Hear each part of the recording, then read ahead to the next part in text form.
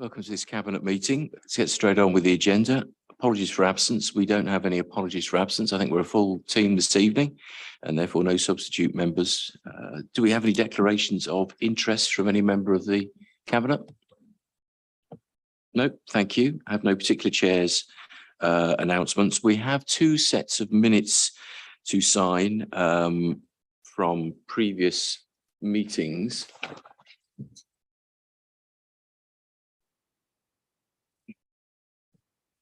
And those are from meetings the 23rd of September and the 11th of October. Has everybody had an opportunity to look at those minutes? Are there any queries, alterations, amendments? Can you confirm that we sign those as approved? Is that agreed? Agreed. Thank you.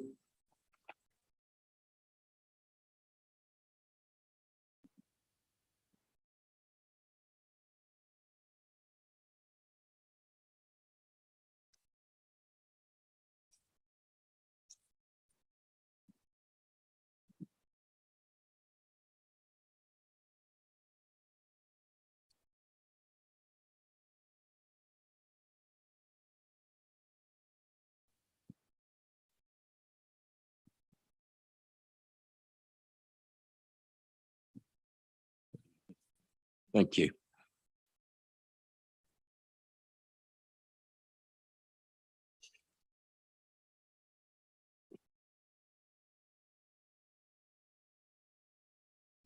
Right. Now, our next item, which is the first of our three presentations from overview and scrutiny. Regrettably, I think we're going to ask Cabinet to defer this, and this is because Councillor Pinter-Chowan has put enormous work into this and is best placed to present it. Regret to say she's had a significant family emergency, which has meant she can't be with us this evening. We apologise to those of you who have registered to speak. But she will bring it back at the next month's meeting and we'll give you the opportunity to speak again.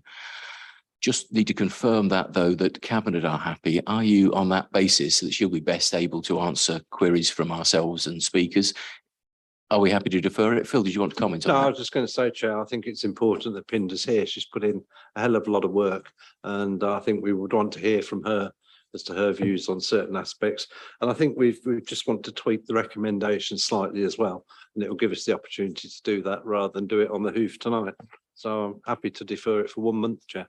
Okay. If I may, can I just ask the Cabinet then to confirm that we defer that to the next meeting? Is that agreed? Agreed. Thank you. And again, our apologies to Councillors Beardsworth, Humphreys, Randall and Roberts, who I think had intended to speak on that item. Right, other items from overview and scrutiny. Three speakers registered because we're going to take first, if we may, the corporate scrutiny report on the call-in for office optimisation. Ian, if you'd like to present first. While you're taking your seat, Ian, just to thank you for bringing that to an early meeting and for turning around the thoughts from last night's scrutiny committee. We're very grateful for that. We really are. Thank you. Yes, thank you, Jonathan. And there was another item from overview and scrutiny, which hasn't made the agenda and probably should come at this point. So at the October meeting of corporate overview and scrutiny, we did make a recommendation that Cabinet should write to the Department for Education to enter into a dialogue around the model with the Council and the Children's Trust. And it was the unanimous view of the committee that recommendation that I put forward that we should be trying to find a way to say to DFE, as you imposed the model, which put financial responsibility here and operational responsibility there, that anything over and above the contracted sum, would they be happy to pick up the bill? And I think we should at least attempt it. Now, I know we needed to be careful with the wording from monitoring officer, but nonetheless, I think the wording in the minutes is approved by Catherine.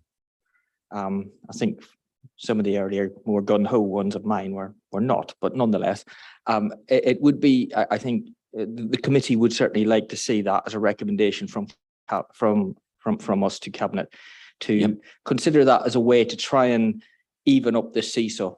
Yeah. So, Well, so in which case, and checking that we're doing this correctly by procedure and so on, happy to take that here and now as a recommendation. I had heard that had come out of the scrutiny committee, but I don't think we had tabled it formally. So if Catherine's happy for me to do this, yeah, we- well, we it seems are to be, this happy is the to- point at which, you know, there should be there's a standing item on your agenda for referent issues from recommendation for overview and scrutiny, and that was there. It's just missed this agenda. I suspect it was because of this query about whether or not Catherine was happy, and there was a bit of email correspondence about it. do you want to comment, Catherine? Yeah, so it missed the publication for this agenda. So obviously the risk is that other people won't know that it's on the agenda tonight. Now, Well, fair enough. Well, I can come back and say it again next month. I don't mind. yeah, I mean, that's the issue really, is that strictly we should give people the opportunity to speak on it if they want to speak on it. So we need to bring it forward really to the next meeting because it wasn't put on this agenda. And as you rightly say, it just unfortunately just missed the deadline. So if we can bring it back to the 6th, that would, if that's okay. I don't think anything too much is lost for a few weeks, is it? Happy to. I hadn't realised something was in train because it's a little while since I heard it was happening. Also happy to confirm, and I think Chief Executive made comments similarly. Our thoughts are along similar lines. So to have scrutiny's support behind our aspirations on that would be a helpful thing, Ian. So we welcome that when it Yeah. comes. Anna, did you want to make further comment? Yes, thank you, Chair. It was just to say DfE actually attend all the negotiation meetings. So at the moment, we're in obviously negotiations, you know, about the contract. Some we saw Children's Trust come yesterday. So they actually attend them with the North and the West. So they're fully aware of the way the discussions are going. And then there is a process built into the contracts if we can't agree it and we dispute it to go into official dispute and then to DfE anyway. So it's just really to highlight to you and the committee members that they are fully engaged in the process. Thanks, Anna. Yeah. So in short, time is I not think their lost. engagement should then include, you know, include a financial responsibility. Well, I suppose in short, Ian, time is not lost because there is activity along Mm. those lines, but nevertheless, we would welcome that formality coming back Yeah, from the okay. scrutiny committee. Well, we can do that. It's just, you know, I think there's a lot of concern about that model. Yeah. Yeah. Which was imposed by DfE for reasons we don't need to get into, but anyway. So moving on to the call in that we had yesterday. Firstly, can I express my thanks also to Stuart Timmis, Malcolm, Anna, and Simon Bowers, he's not here, who did all attend. We spent about an hour on this yesterday, after a presentation also from the Children's Trust. And I think there has been a report that came out probably around 4:30, 4:15. It was reasonably late. But point 3.6 details, I think, most of the points that were raised. Probably one of the areas I think that was raised of most concern was the CCTV one. And while Simon gave a sort of off the top of his head answer, I think I suspect had that one not been raised, he may have had a different outcome. But nonetheless, I think wanting to ensure that however the CCTV for Daventry Town is connected to Lodge Road and it will continue to operate and there won't be any public safety issues was a concern that many people had, along with the ones as raised. And I see a little point in hacking over them. There was also a sort of a general view, and I think this is something that it is wider, was around the plan. So what is your view of what the future operating model for the council is, and therefore how does that drive the workforce, and how does that in turn drive the accommodation requirements, and then the communications to communicate that plan out to members? And I think we've heard various things. There's a roadmap. There might be a map. The problem is a lot of people aren't sure what the destination on the map is, and I think there was a number of comments around communication to communicate your plan. You probably have one, but members felt uninformed about it. And although we did take the point that making sure our staff and the order in which it was communicated is important, but some of the members felt that they were beyond the last in that communication list, and that needs to be looked at, which was, I think, part of the reaction as much as anything else.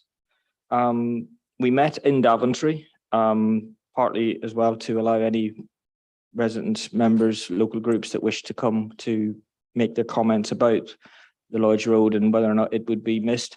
And there were no members of the public present, or anyone else. And I don't know, there was much else. We had a good discussion, I think.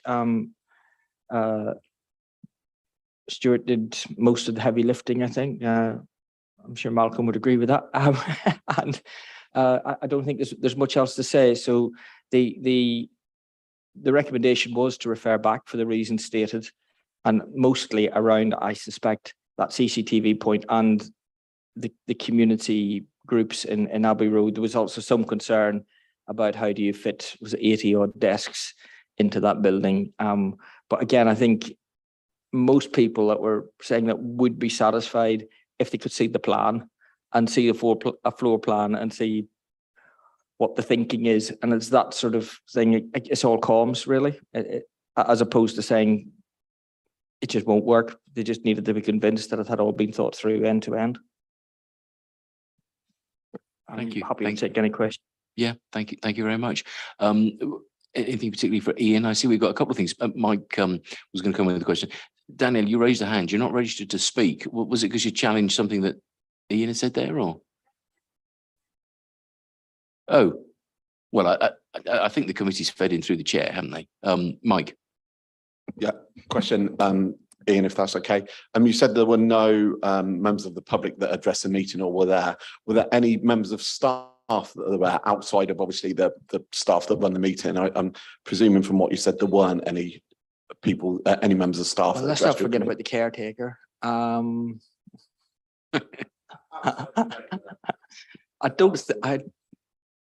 don't think so.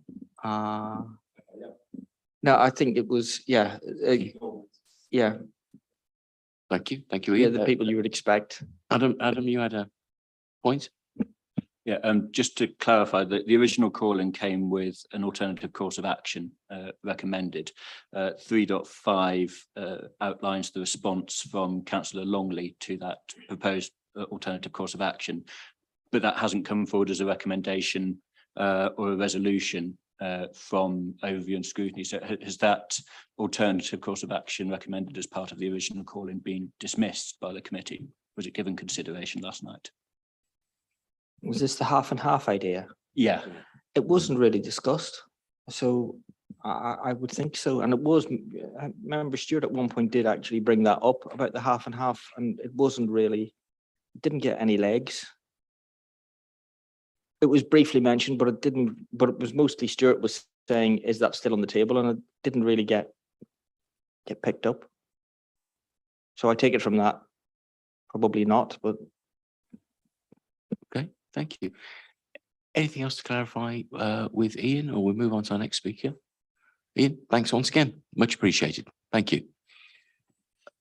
Next speaker on the same item is Councillor Randall. Wendy, over to you.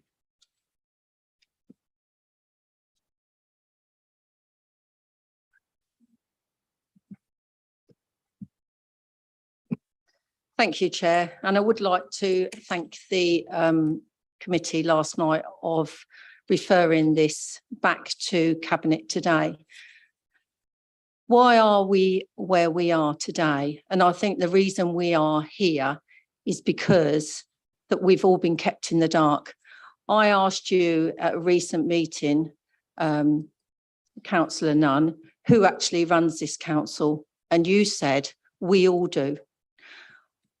That's right, we all do. And that's what I thought, that all of us councillors were involved in decisions. We're used to pink papers, we're used to keeping things out of the public domain, and yet we knew absolutely nothing about this decision until it hit our emails. So that to me was a complete failure for us not to have had any discussions over this previously, because that would have been an opportunity for us to put forward ideas and have open discussions. So yes, number one, it did come as a shock, and you know I raised that straight away with you and with the chief exec. Moving on from that, you know, I did say at the last cabinet meeting that there wasn't an option 3, which I believe there should have been. Stuart presented slides last night, and it's almost deemed that the building wouldn't really be suitable for any other use.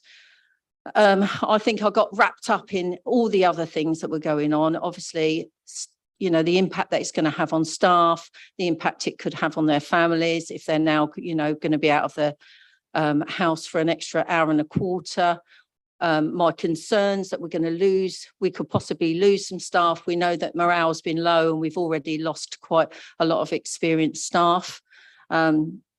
So I did speak, you know, about the impact of that. I'm really concerned that we're going to have staff working from home that are going to be too cold. They're not going to be able to afford to put the heating on. Normally they'd be in the workplace. Now they're going to be working at home. So I did cover all of that. Then covered the CCTV that isn't mentioned at all. That was only brought to my attention after the last cabinet meeting. But it's powered from Lodge Road and the fibre cables run under the building, and it would knock out about 25% of the cameras if that power was off.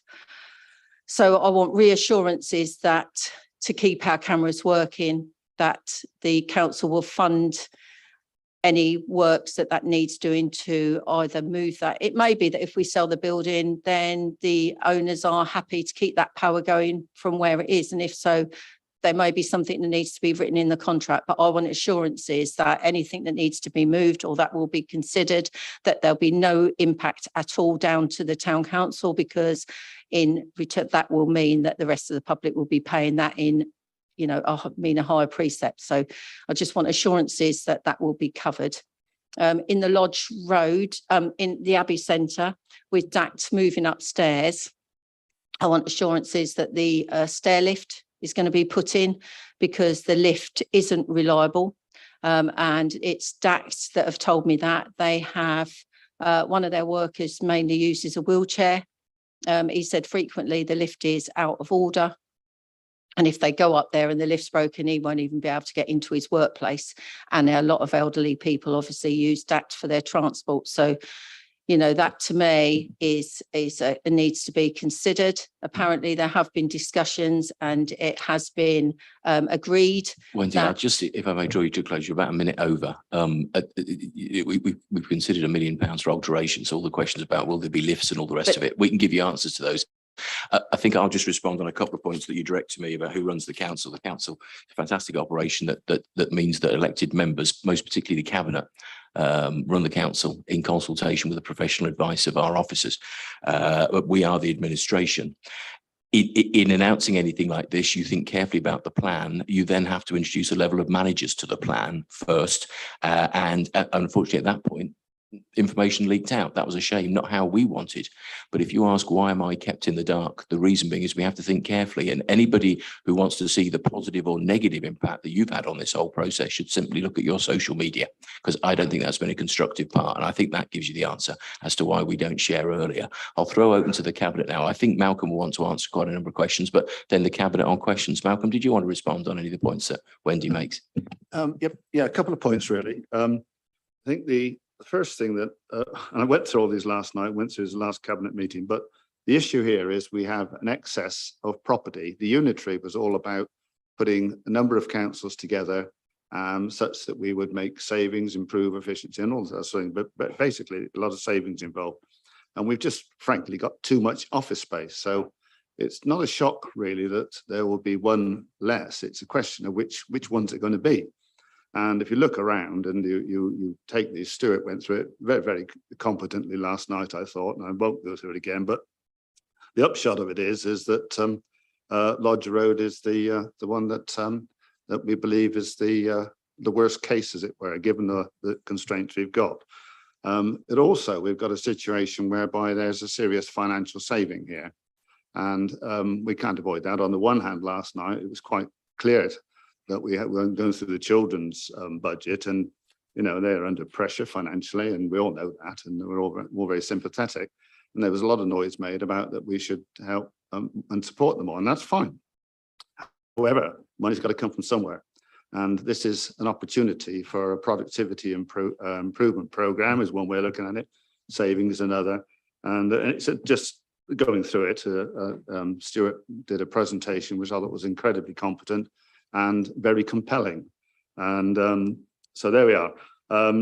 The items of on a technical nature, like CCTV, fair point. But if the building stays as it is, as a letting, for example, then probably no change. However, if say it got demolished, for example, then it's not just the CCTV, there'll be the sewage, there'll be the power, there's a dozen things. It's just one of a dozen items that you do on this sort of situation. So I'm hoping very much that we will agree it tonight and we move on and get on with which is a very good cost saving and a productivity improvement. Stuart, you want to add anything on that?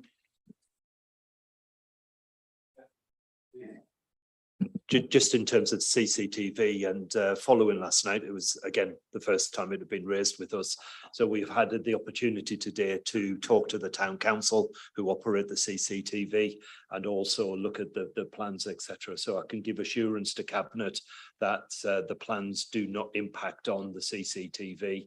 That there is some conduit that goes through the site, and again, very simple changes if indeed required, that will ensure that. So again, I'll give you assurances that going forward, if there are any changes, they're minor in nature and will not affect the CCTV as we go forward. So that isn't the assurance I think you were after, Wendy, in regard to that. Okay, thank you. Thanks, Chair. That's really all the input I need to make here. Thank you. Anybody else want to add any comments at all? No. Services at Daventry will remain. In fact, some of them will be increased. All of the concerns about accessibility and so on will be addressed. We made a promise to people, both explicitly and implicit in Unitary, that we would make the savings we can. The average county council and Unitary council is facing tens of millions overspend this year and next year. This council is nowhere near as bad as that, but we have an obligation to save everywhere we can. And we won't be asking the old people that we care for in the Daventry area to tighten their belts so we can keep an underutilised building open, or the children. I understand children's services was discussed yesterday at the corporate scrutiny with the suggestion that the trust should be given all the money that they can. I hear what the chair says, but nevertheless, we will not be taking an axe to £500,000 worth of services like that simply to keep a building open that isn't, when we can actually enhance the services that we deliver in Daventry. David, did you want to add? Yeah, just on the CCTV. So that sits with the town council, as you know, Wendy, at the moment. And I think this is an ideal opportunity for us in the discussions we're having with the town council as to whether we could actually get it monitored on the system in St John's. So it's 24/7 as opposed to the shorter hours that it's currently operating. So I think it will be a service improvement that we've got here with the help of the town council. Thank you, David. Dan. Yeah, I'd just like to challenge on some of the comments that you make around things like morale being at the lowest ebb that it's ever been, staff being sat at home, freezing cold in there, working from home, because as far as I understand it, all of the staff have been spoken to and all of the staff have been met with. And I'd like to challenge that narrative is not necessarily one of fact, but is one that's just being driven, because I'm not seeing that, I'm not hearing that either, and I'm not sure anyone else is around the cabinet table either. So I'd be interested to know where you're getting that from, really. I could show you messages that I've got from staff. I will never disclose where my information comes from, but you can guarantee that I do not tell lies knowingly.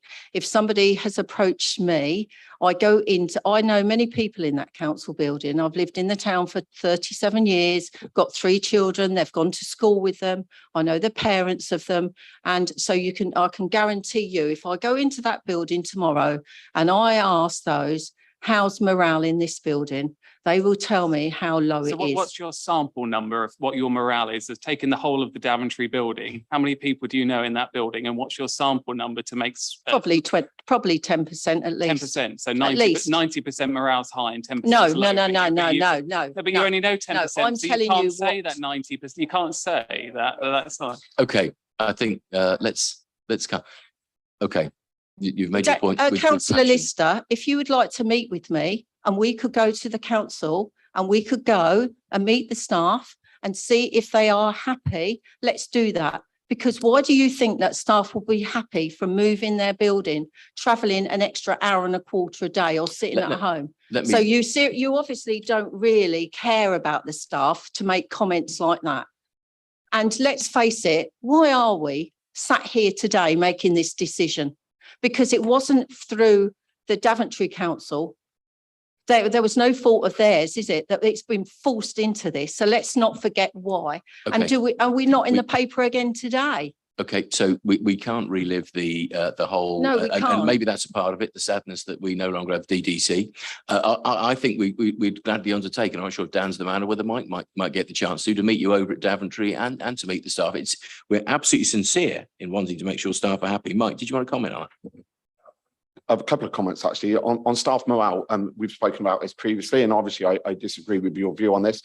I previously offered, Chair, to go over with Councillor Randall and meet the staff, and I've also been over there myself and had directors over there independently as well. So I've been over on my own steam, and it's not a picture that I see. The picture that I see, and what I object to, and I think what maybe annoys people is when individual people take one example and then say that is the example for everything. And I think that's perhaps the point that Councillor Lister was trying to make. But the staff surveys that we do, our relationship with our unions and the way in which that unions are obviously very in favour of working from home and flexible working, we will have had by April next year, I aim, and I sincerely hope I keep this promise, would have had 3 pay rises in this authority in a 13-month period. Look at our scores on Indeed.com or some of those independent websites that are out there that I have absolutely nothing to do with. So I have to take the picture of all of the information at my disposal. And as I say, facts are our friends. And whilst I accept there are 1 or 2 people that aren't happy with this, I don't think that applies to the majority. And I think it is a bit unfair to look at the example and say, well, people are sorry to be losing the office. People aren't working in the office. This is our lowest utilised office out there. People are working and embracing work from home, and we're helping them do that. So and the last thing I'd say, the last point I'd make in this debate is that lots of people around this table and in this room talk to businesses all of the time, either in their councillor role or in their day jobs. There isn't a business out there post-pandemic that isn't looking at their office real estate.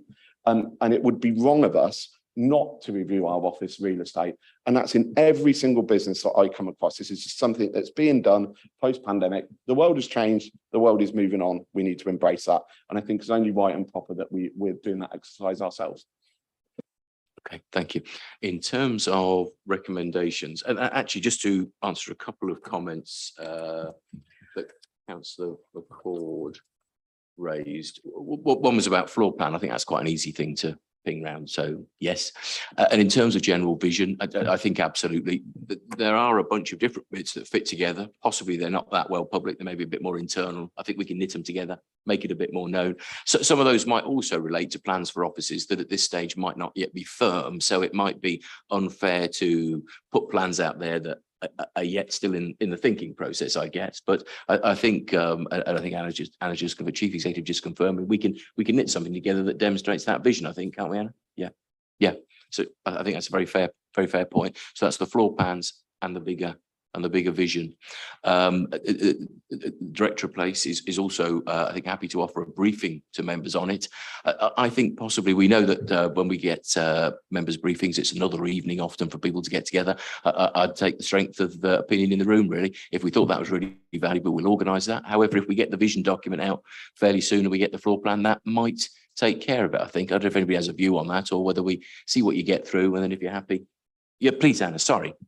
Sorry, just to pick up one other point. We have, as I think has been mentioned, met all of the staff individually involved, but we have also talked about health and safety things in terms of working from home, travel assistance, as you know, and in terms of offering extended extra mileage cover. And we've also, as part of the one-to-ones, if anybody's said they're unable to drive, except what you said last night about public transport and everything else, we've made specific arrangements for them, which might include saying, well, you can remain based at Daventry doing something different or doing a job in a different way. So we have also addressed all those points, and we absolutely would. And I think I said to you before, part of anybody working from home has the right to do that around DSC equipment, which is why a lot of staff actually took equipment home with them in the pandemic as well. But we have done all those checks with individuals. So if anyone's got anything outstanding, then by all means refer it to me. Thank you. Thank you. Thank you, Anna. Right. So to wrap this up, I see that we have a choice of 3 recommendations. With your permission, Malcolm, I might make a proposal, which is combining recommendations B and C. Recommendation B, I know that this report has only been tabled this evening, so I'll read it.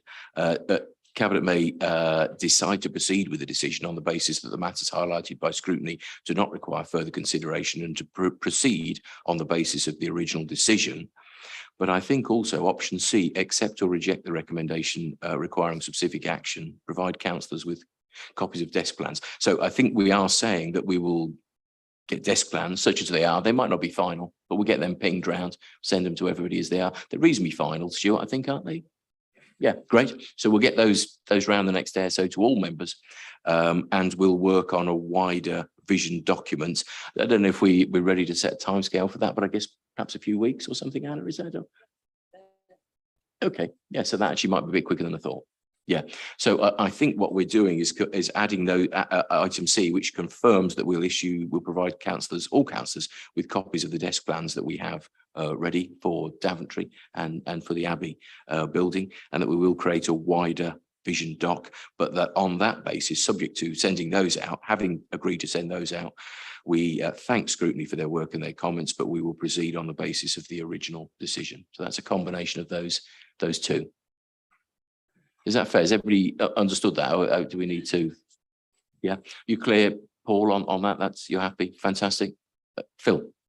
Can we just say we note the situation about CCTV and we want the best possible outcome for the people of Daventry. I think that's an important aspect. Very much agree with what my colleague on my right has said tonight. So. Yeah, I'd agree with that. 24-hour monitoring would be much better, wouldn't it? So Paul was happy there. So it's the addition of that. What was your wording, Phil, again, on the CCTV?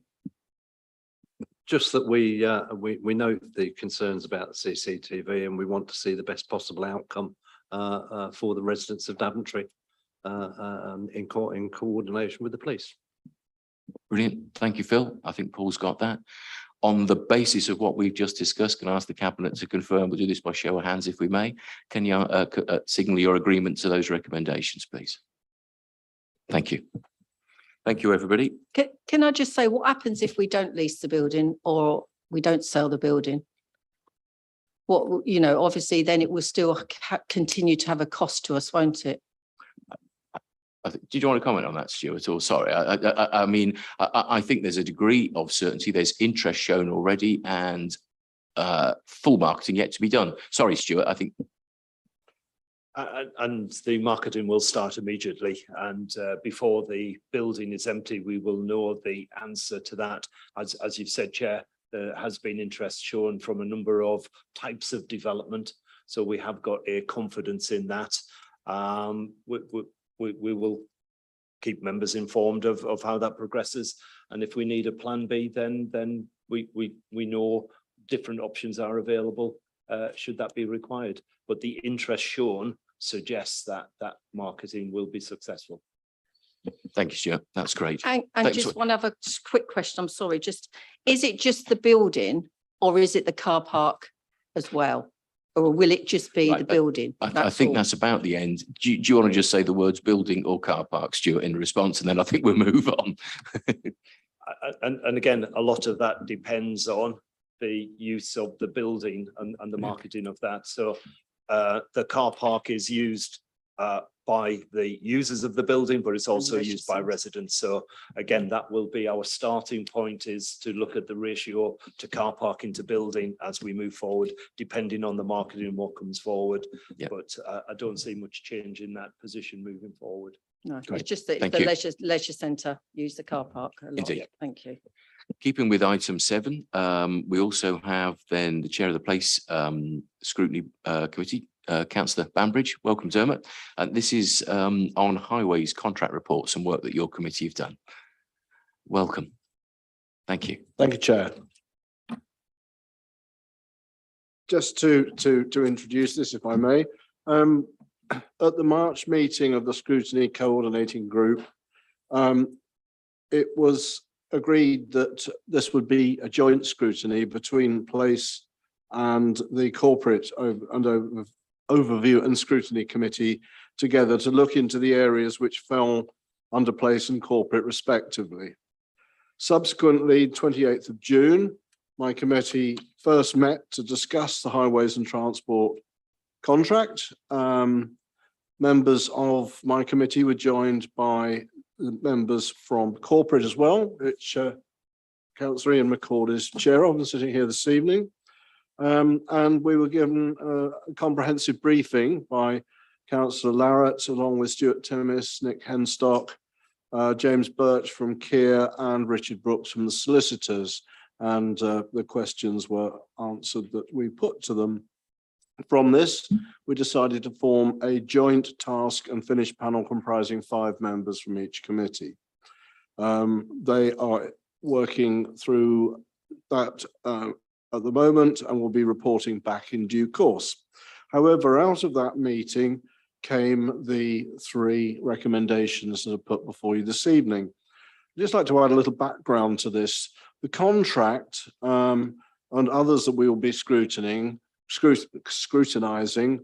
were drafted and put out to tender well before this authority was formed. So they've appeared now as fait accompli, which is fine, but it does make it quite complicated, the amount of work we have to go through in studying those contracts beforehand and everything else, and then working it through and relating it to policies, etc. So what's been highlighting really is the importance of pre-scrutiny to hopefully prevent future issues that might have been prevented with deeper forethought. To ensure that contracts align with strategic plans is another issue, and that where economically possible, priority is given to the use of local contractors, manufacturers and suppliers using local materials and labour where economically possible. So basically, by pre-scrutiny and the other points that are listed in the recommendations, post-scrutiny is made much clearer and focused, and overall it will make contract drafting and execution far better overall. And that's all I would like to say, Chair, on that, unless you have any questions. Thank you. Thank you very much, Dermot. The Cabinet, does anybody want to ask anything? Phil, you're going to chip in some comments? No, I'd just like to thank Dermot and his committee for the work that they did on this. I think it was an extremely good scrutiny meeting we had in Daventry, where we had more officers present and we had Keir present, and I think there was a lot of questions that got answered, and Dermot is absolutely right. We are where we are, and I think it would have been, hindsight's a wonderful thing, but was it this council going out to tender? It would have been a far better situation. As it was the shadow that was involved, but the county council who actually led the tendering process. But had it have been this council, things might have been different, but we are where we are, and I think we need to recognise that. I think the task and finish panel is up and running. I think that will certainly have influence, I'm sure, and looking at the strategic KPIs and how the contract is operating and delivering against those KPIs, which I think is very, very important, and that will decide how the contract goes forward in future years, whether it's extended or not. So, you know, I think scrutiny, and we value the work of scrutiny, always have done. I think they're an important part of the function under a cabinet system. And I thank Dermot and the committee for all their recommendations. And my recommendation to Cabinet is that for tonight, we note the recommendations, we take them away and go through them, and we come back with a report on how we're going to take them forward in due course, Chair. So that's my recommendation, and in thanking scrutiny, of course, for the work it's done. Indeed. Thank you, Phil. I'd agree with everything you said there. Anybody else want to comment on this one at all?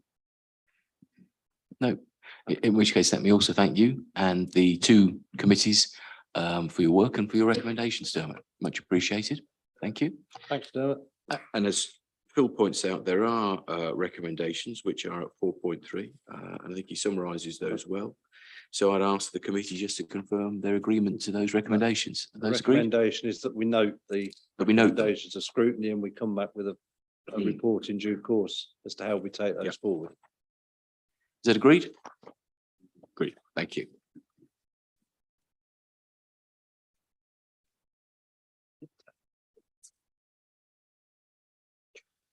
That takes us on to item 8, which is Rural England Prosperity Fund. In a moment, we'll ask Councillor Lister, Dan, to summarise the report. First of all, we have 3 speakers in the order of Councillor Hinch, Councillor Humphreys, and then Councillor Purser. So, Nigel, over to you. Welcome.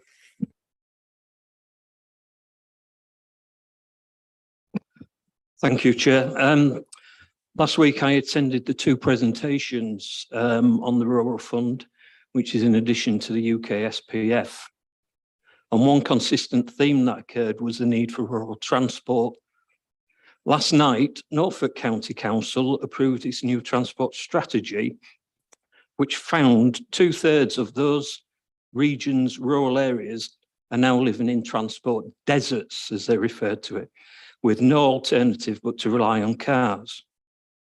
The authors say that such transport deserts are making it hard for people in these areas to find jobs as well as access education, health and other services. West North Hants has many of these transport deserts across its rural areas, and even some of the suburban areas are now becoming impacted. Low patronage on routes, both pre and post-COVID, means that some of these routes don't cover the operating costs of the buses on a high frequency 7-day operation. Bus subsidies no longer exist to cover the costs and actually equate to a high cost per passenger carried, leaving rural transport as a postcode lottery. The cost of living crisis is now creating transport poverty, where people are having to choose between food, heating, or affordable transport. The cost of transport is disproportionate in these rural areas. And we have found passengers having to pay taxi fares, which are actually costing the same as their weekly shop. Patients undergoing treatment or relatives visiting friends and families having to pay a significant premium to travel to hospitals, often taking numerous buses or paying for taxis to get to all or part of their journey. A cancer patient today told me he walked 3 miles to get to his GP practice. WNC are undergoing a transport network review and a transformation project on community transport, both of which need funding and urgency following the loss of more rural bus services last week and some more next week. How can we meet the investment opportunity criteria for this fund? Firstly, building pride in place and increasing life chances. Leader, the forerunner to this fund, has actually funded the procurement of minibuses in the past. So I'm urging Cabinet to ensure that consideration is given to supporting a single project to deliver the much needed support to the rural communities and not to seek a multitude of smaller projects that would not achieve the outcomes that WNC needs. That the officers and consultants prepare a strong case to support the need for rural transport. I would like to recommend that the whole or a significant proportion of the 1.3 million fund is allocated to rural transport connectivity. It should support the VCSE sector. This investment will deliver parts of the WNC corporate plan. Matt's corporate integrated care system, Fiona's children and young people's access to education and lifestyle, and a very important part in growing and sustaining our rural economies in the towns and villages. How are we doing for time, Chair? Have I already run over? Well, you are over, I'm afraid to say. Is that a convenient point to pause there? I think we've got the point. Yeah, fine. Thank you. Thank you very much indeed. Our next speaker is Councillor Hull, please. Rosie.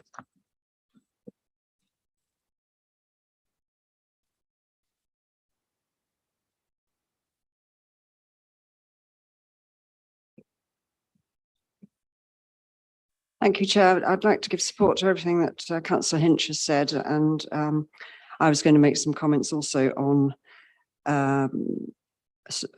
majoring on rural transport connectivity, which really is in crisis in so many villages where there's absolutely nothing. So procurement of community buses, I think, would be a real move forward. But there's also other issues, obviously, which have been highlighted in the presentations. I wasn't able to attend the workshops, but grateful that the presentations were then forwarded to all members.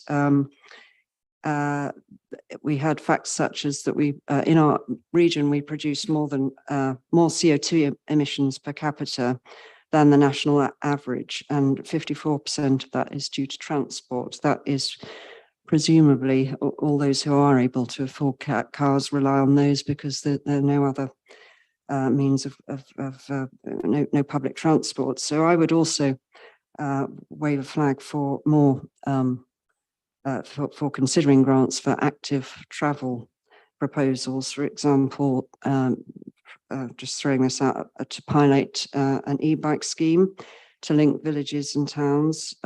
It's great that the LC whips are being developed for Daventry and for Brackley, and Toasters under consideration too, but those only span out to neighbouring villages, and those just beyond however many kilometres it is. They have to, they've got dangerous lanes to navigate if they were to then link up with the LC whips. Things like designated quiet lanes are an inexpensive means of traffic calming and not putting in expensive infrastructure. So, research at Leeds University has shown that replacing just 20% of car miles travelled with e-bike travel could cut carbon emissions by 4 to 8 million tonnes per year. So I really think that there's a need for expanding our active travel plans. I know there's a strategy in the offing, but why not put some funding project in the meantime? And as regards the grants to regenerate business, one of the suggestions is improving productivity and strength for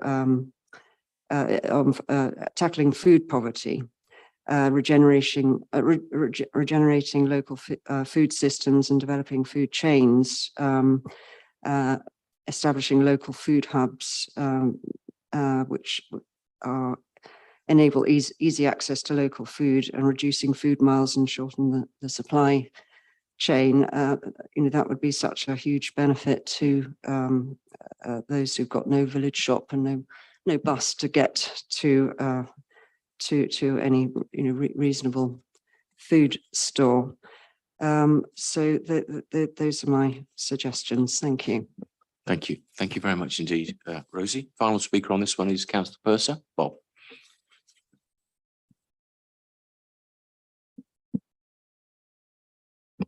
Thank you, Chair. I would just ask Cabinet to ensure that projects that meet this funding do fit in with our corporate objectives as a council, so they should be consistent with that. Secondly, we do need to have a pipeline of projects, because short-term projects, by and large, they're not very good. They need working at for a year or two to get them right. The third point is that we want projects generated locally rather than being dropped in from a distance. And they need to benefit the local communities, add social value locally, and promote particularly employment of young people, apprentices. My final point is that hopefully these projects will support our public health objectives, so that they actually promote the local public health of our communities. Thank you. Thank you. Thank you, Bob. Wonderful. And I know that Phil wants to come in on some of these points, I think, but for the moment, we'll hand over to Dan initially to introduce the report. Dan. Yep, yeah, the report's there. I'll take it as read. You've seen the recommendation. I think it's worth reminding people that we're only submitting the business plan for the intervention as an addendum to the Shared Prosperity Fund at the moment. So we're not asking people to come forward. So there'll be another round of what do we want to spend this money on. Definitely heard all the comments though from the two presentations about the transport, some not ones that were quite linked in about planting trees, but we won't worry about that one. But we heard all of those comments, and we'll make sure our interventions are broad enough to be able to include those things, e-bikes and things like that, if they fit within the profile of the Shared Prosperity Fund. Some of those things may look more close to the Shared Prosperity Fund rather than rural England, but we'll make sure our interventions are wide enough. So you've seen the summary. We've been allocated £1.3 million. Some other comments from that call also is that the farming community, the rural community, haven't been involved as widely in the consultation as they'd like. The NFU were there, so we've taken that away. We've engaged in more of the rural farming community, and I trust everyone's filled in the survey, because that will then lead Hatch to be able to bring forward the recommendations for us. But yeah, the recommendation there, it's just noticing that we're having to bring forward a business plan. We've been allocated 1.3 million, and that's all I've got to say. And I'm sure Councillor Larratt would just say, yeah, 100% agrees that we need more rural transport and buses. So I might be able to save 10 minutes. That might be a good prediction. Did you want to chip in anything, Phil, there? Yeah, exactly what I want to say, Chair. I think rural transport is in a real dilemma. We're losing buses here left, right and centre, and communities are becoming more and more cut off. And I think that going forward, and I note that we can only use this fund for capital projects, but I do think we need to think and give some real working with others, give some real good thought as to what we can do to improve the connectivity.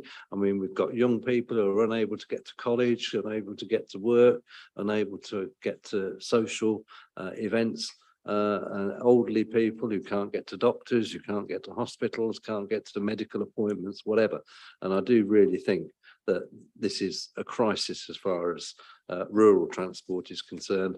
And I do think we need to do what we can, whatever funds are available, whether it's this or anything else, as a council, do what we can to improve that connectivity and invest in transport in rural areas of West Northamptonshire. But as somebody has already said, that it's starting to impact on the urban area as well, where people are becoming isolated in difficult areas. Yeah. Thank you. Thank you, Phil. Adam, you can add some comments. Yeah, just a call, Chairman, for a little bit of perspective here. This is only just shy of £1.4 million. So our ability to influence the rural economy with this money is going to be rather limited. So I'd urge the relevant portfolio holders to look for those investments that will deliver as much bang for the buck as possible, and especially for members when they come forward with their own ideas, just to keep in mind that this is a relatively small pot of money over a 2-year period, and to keep that brief in mind. We need to find those projects that will have a lasting impact, and that it is capital money as well. The ongoing revenue costs, are going to factor into the final decision making about where we can spend this money. So just a call for some realism. Thank you. Thank you, Adam. And you're absolutely right. Any further comments on this? No, jolly good. In which case, as always, the recommendations are at section 3. Can I just ask you to confirm your agreement? Those agreed? Thank you. Takes us on to item 9, which is with Fiona. This is the SEND strategy development for, 5 speakers here. In the following order: Councillor Hughes, Councillor Beardsworth, Councillor Roberts, Councillor Stone and Councillor Randall. And then after that, we'll go to Fiona to introduce the report. So first of all, Councillor Hughes. Mark, welcome. Good evening. Fundamentally, first of all, I'd like to go on to the needs assessment for the SEND delivery plan. And is this factoring in schools and teachers, first of all? And then based on my previous conversations with schools and teachers, is ensuring that their staff have adequate training to meet the educational needs with those with SEND provision. and notwithstanding advice and guidance how to create the spaces to deliver for these students in mainstream settings as well. Following on from that, in the report on point 6.5, there is a reference to school-based staff being involved, but it'd be good to know what sort of particular staff there are going to be involved, ensuring that all providers have sight and input in this will be crucial. So, and even if we had a consistent guidance document for providers as well, that could be invaluable. And it'd be good to know if everything's going to be provided by the Department for Education or elsewhere to support these providers in the long term. When we're looking at stakeholders as well in the report, are the police being considered? And could they be used actually to support and leverage our work as well with the Youth Justice Plan and link in with the links between inadequate education and crime and deprivation? And then given pressures and ongoing needs to provide better outcomes for our young people, it'd be good to know what the main reasons are for our educational psychologist assessments and why they're not being completed on time. And then linking with that, our EHCPs, we've been given then a mandate to provide a response within 20 weeks of these being requested. So it'd be good to know if we're meeting these demands and obligations. And if not, what kind of action perhaps are we being faced on that? And that's, I think, about it on that one. Thank you. Cheers. Thank you. Thank you, Mark. Some excellent points you raised or questions that you raised there. Thank you. Let's move to our next speaker, which is Councillor Beardsworth. Sally. You're going to pass. Okay, thank you very much. In which case, Councillor Roberts. Emma, welcome.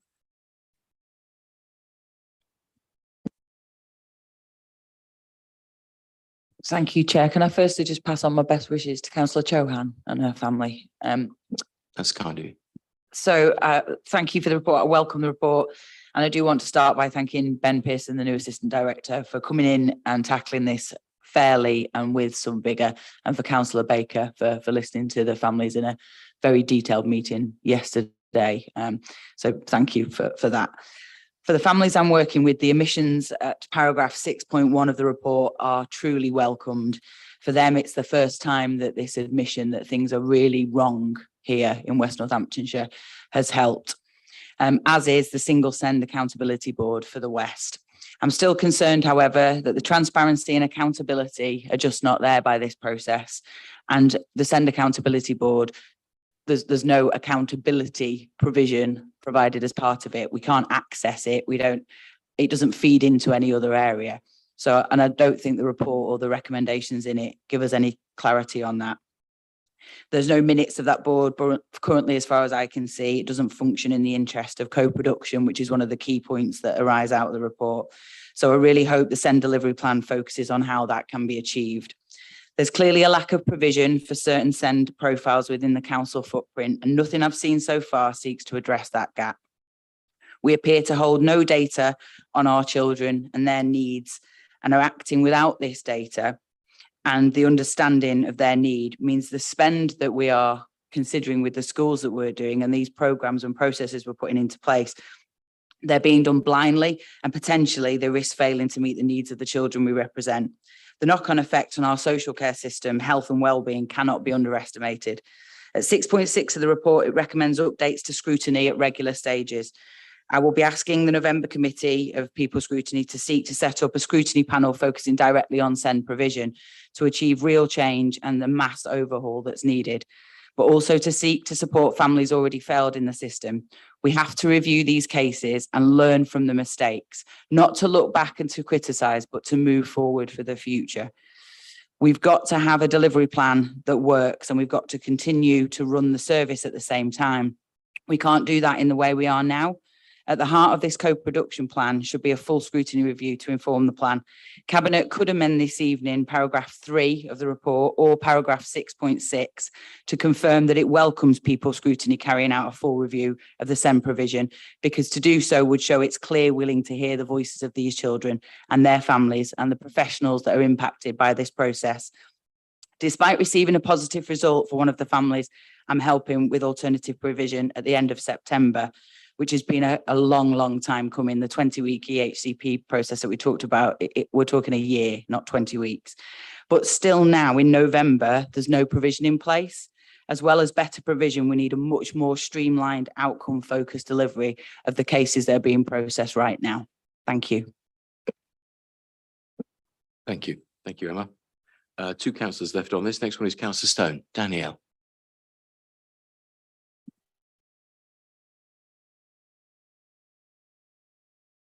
Thank you, Chair.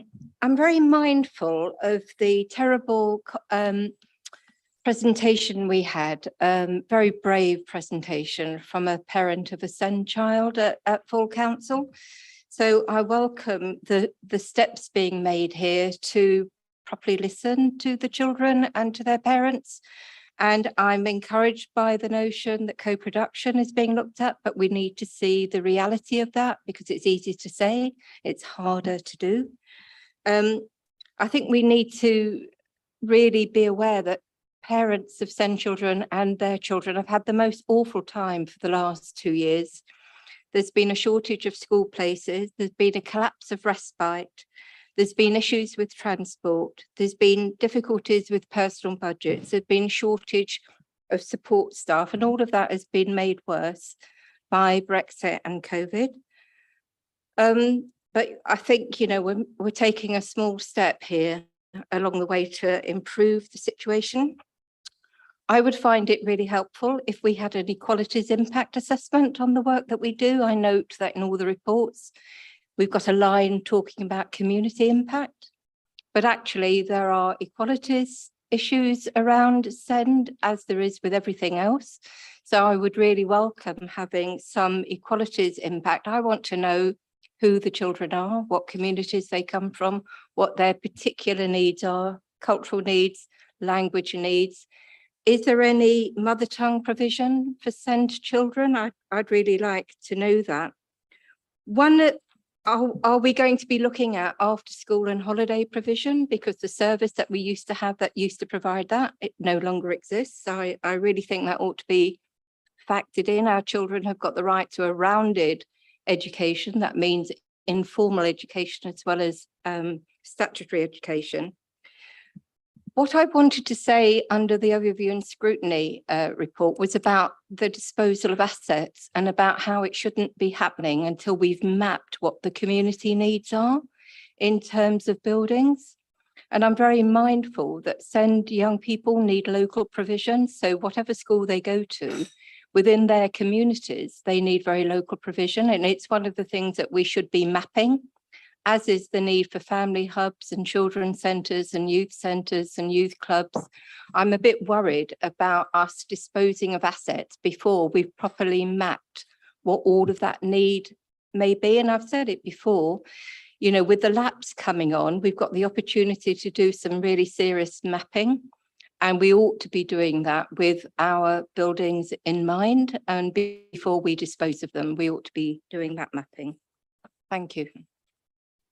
Thank you. Thank you very much. Final councillor is Councillor Randall. Wendy, back to you.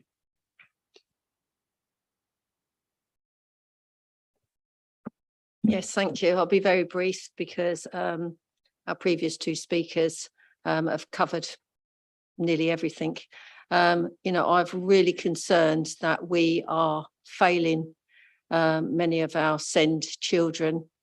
We saw the demonstration outside of Angel Square when those parents were there with all their backpacks telling their stories. You know, they're not in any sort of education provision, and it must be a complete nightmare for those parents. And we really must make sure that we do have suitable provision for all of our children. So thank you. Okay, thank you. Thank you very much indeed. Fiona, over to you. Yeah, I mean, entirely. If you want to introduce the report generally, and then there's quite a lot in there to respond to, please, but however you want to do that. Sorry, I'll just answer a couple of questions. First of all, just to say this report is coming to you for information. We have been working on it for several months, not just recently, but obviously it takes time to put these things into place. We have been having conversations with all of our outside people that work with us to assist with SEND children. We have a plan, which I thought the best thing to do rather than have statements, questions, which obviously you will be aware, those of you who are in the cabinet and the council, that I have heard many, many times before. I have apologized many times. I have said we have failed these children many times, and this is what the way forward. This is the start of our plan forward. Just to say a couple of things on here. I will send a full detailed report on when I can think about it in a minute for some of the questions that Councillor Hughes asked. But I just wanted to say that the three main reasons for the delays in our processes is a lack of capacity in the team this is being addressed, and the team are now fully staffed. A significant increase in demand this year alone has seen a 21% increase in requests for statutory assessment, and a lack of capacity to complete statutory assessments, especially educational psychology, speech and language therapy and occupational therapy. So that, I think, answers one of Councillor Hughes's questions.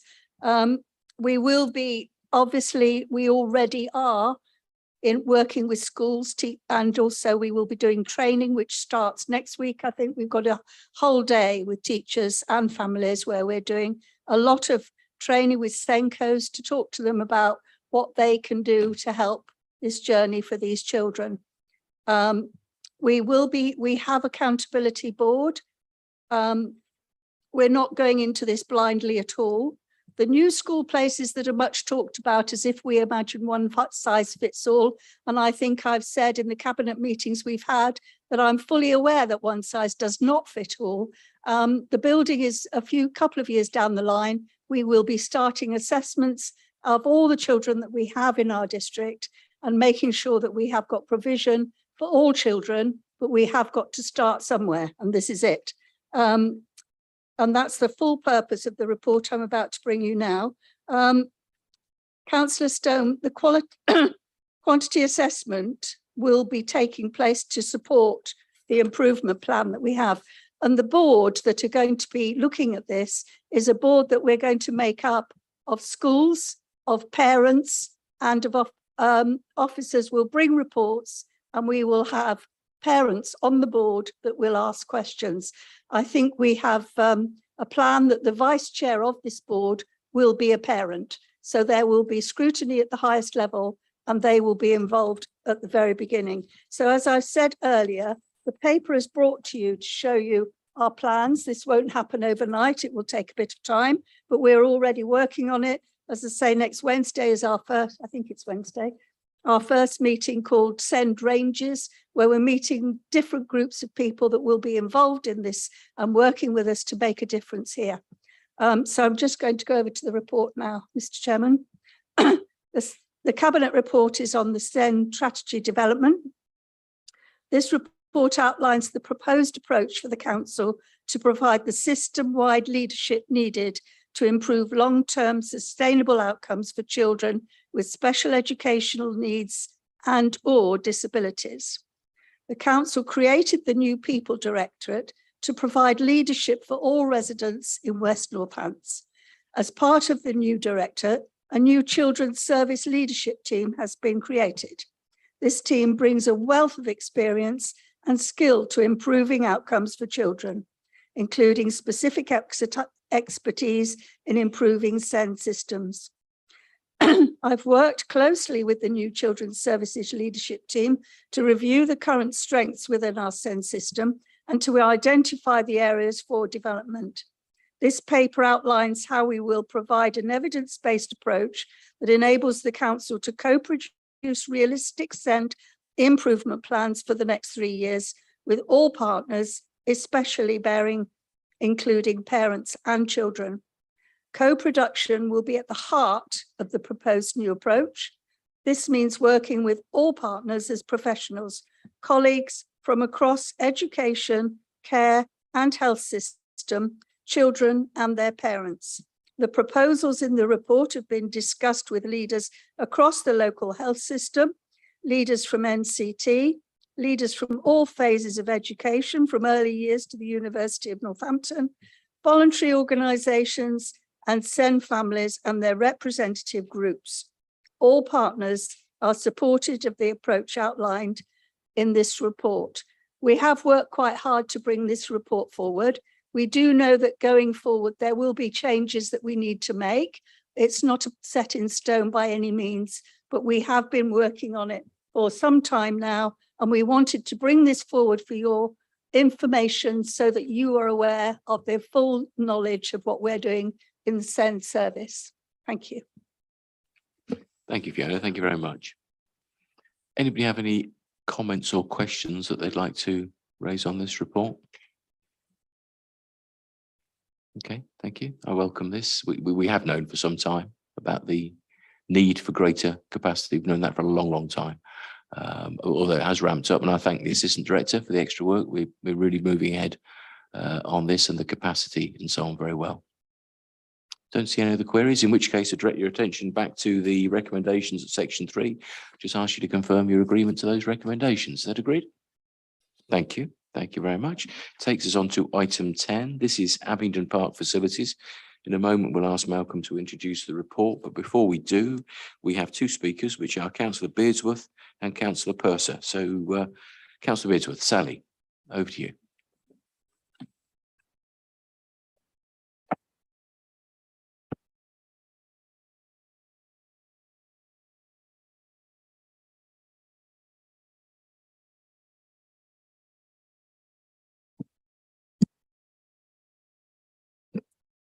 Thank you. And I'm sure everybody in the town will welcome toilets that are going to be put in Abington Park. We are in Abington Park, aren't we? Yes. Oh, good. I thought it was wrong with him. I had a blank look from Phil then. So they'd be delighted to have some new toilets put in there. But just a plea really that although Abington Park is our premier park, we do have other parks in the town. And I know in Kingsthorpe, we're particularly working with the Jets, and I know Adam Brown is as well, to actually put some sort of equipment up there for people to have pitches and recreational activities. It's quite a big thing. So I just wanted to make sure you don't let that slide off the agenda, because this is quite an expensive facility you're putting in Abington Park. I believe it's over £1 million. And let's hope it's vandal proof. And I'm delighted for the people who use the park, and there are a lot of people who use the park in Abington, and it is our best park, as they say. But I would still like to make sure that the other parks don't suffer because of it. Thank you, Chair. Thank you. Thank you, Sally, very much. So second speaker, Councillor Purser. Bob, over to you. Thank you, Chair. I speak as a friend of Abington Park, as part of the park is in my ward, so I have a very direct interest in this. And just to note that this is replacing an existing derelict facility. So it is really quite a problem in that part of the park at the moment. And hopefully this can be used to enhance the facilities and the various groups of users who are really inconvenienced at the moment. The people who fish, the mums with young children in the play area, and the increasing range of sports and leisure activities that are taking place in the park. So this is actually a very important facility. But I do share Councillor Beardsworth's concerns. Since this has been published, I've had the friends from Beckett's Park making their case for their particular facility, and also in Lings as well. So we need a way of kind of prioritizing and making sure everyone feels that they got a way into this, the funding for these sorts of facilities, which are necessary. So I just urge that there is a way of communicating with the different supporters, and there's a lot of voluntary effort that goes into supporting our parks, that there's a way of liaising with them to make sure that their causes are not neglected. Thank you, Chair. Thank you. Thank you, Bob. Malcolm, over to you. Yes, very pleased to respond on this one. Well, it sounds like you've all read the report anyway, so I'm not going to drone through it. As you rightly say, it's there's a derelict, very badly vandalized toilets in the park. There are two sets of toilets. One's in use, no problems there of any consequence. This other one is in fact, I think, boarded up and not in use, and vandalized. It's in a place that's rather obscure. And this project here is all about just demolishing that, making good, and building a a decent facility in a more prominent position, but it also have changing rooms as well. And we're talking female, male. Councillor Larrett and Brown will be talking about one or two things that they want to input on it, make sure. And so it'll be the intention is to make it a top class facility. The interesting point about it is Bob and Sally, is to bear in mind that this is fully funded because it's coming from SIL money. And that's pretty significant, because what it means is it should fully funded, and SIL money, as you all know, is for the public benefit. This is precisely the thing. And I have taken a note down of Kingsthorpe Park and Beckett's, and I think that's a very fair point, Bob. Thank you very much for bringing it up. So I don't think there's very much more to say other than go for the recommendations, Chair, unless anybody has anything else to add. Thank you. Jolly good. Thank you, Malcolm. A couple of people are going to make points. Adam first, I think, and then I imagine Phil's coming in. Yeah. Thank you, Chairman. I'm just looking in the direction of Democratic Services to make sure that they received my email with the amendment to the recommendation. I've got a nodding head. So just for other observers and people who may not have seen the wording, I'm asking that the recommendation at 3.1.2, after facilitate the works, we insert the word subject to consultation with and the approval of the Cabinet Member for Housing, Culture and Leisure, which is me, and the Cabinet Member for Environment, Transport, Highways and Waste, which is Councillor Larrett, who oversees Parks and Green Spaces. The reason for this is so that we can ensure that we end up with a final design that's suitable and meets the needs of local residents, and that we can have the necessary input. This arose after some initial inquiries that I made, asking whether we'd have separate female changing rooms so that we can facilitate the promotion of women's sport, which is one of my key priorities as the Cabinet Member for Leisure. The initial response that I got was that no, we wouldn't. There'd only be a single set of changing rooms, and that alarmed me greatly. And actually, if you read the BBC Sport website today, you'll see you'll see a news story that confirms that the FA are highlighting that only 41% of girls at school have equal access to football, and more than half of 12 to 16-year-old girls don't play sports at all. We as a council are uniquely placed to be able to facilitate women's and girls' access to sport. It's a unique offering that we can put forward as a local authority that maybe the private sector and the education system for various reasons isn't doing at the moment. So we should be doing that every step of the way.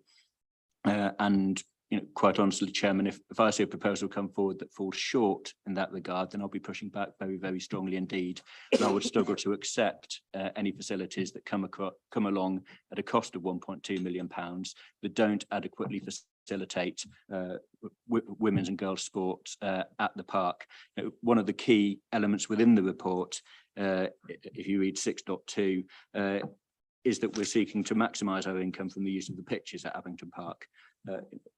We simply wouldn't be serving those users of the park who are playing maybe youth football on girls' teams if we only offer one set of changing facilities that may then be monopolised by men's teams. So that's really the point there. There's a key strategic objective behind this that we need to fulfil. I think we might go an awful long way in fulfilling that if we sit down and have further discussions with the FA in terms of highlighting their requirements for changing facilities, because every regulatory body in sport will have their own specific requirements. Certainly they do in rugby. And actually, we may unlock a little bit of money through the Football Foundation and the FA by sitting down and having those discussions. On a similar theme, Councillor Beardsworth, the last meeting with the Jets took place on the 23rd of September. Discussions are ongoing. They're certainly not slipping off the agenda whatsoever. So it's that's another one of our main priorities as part of the football facilities working group.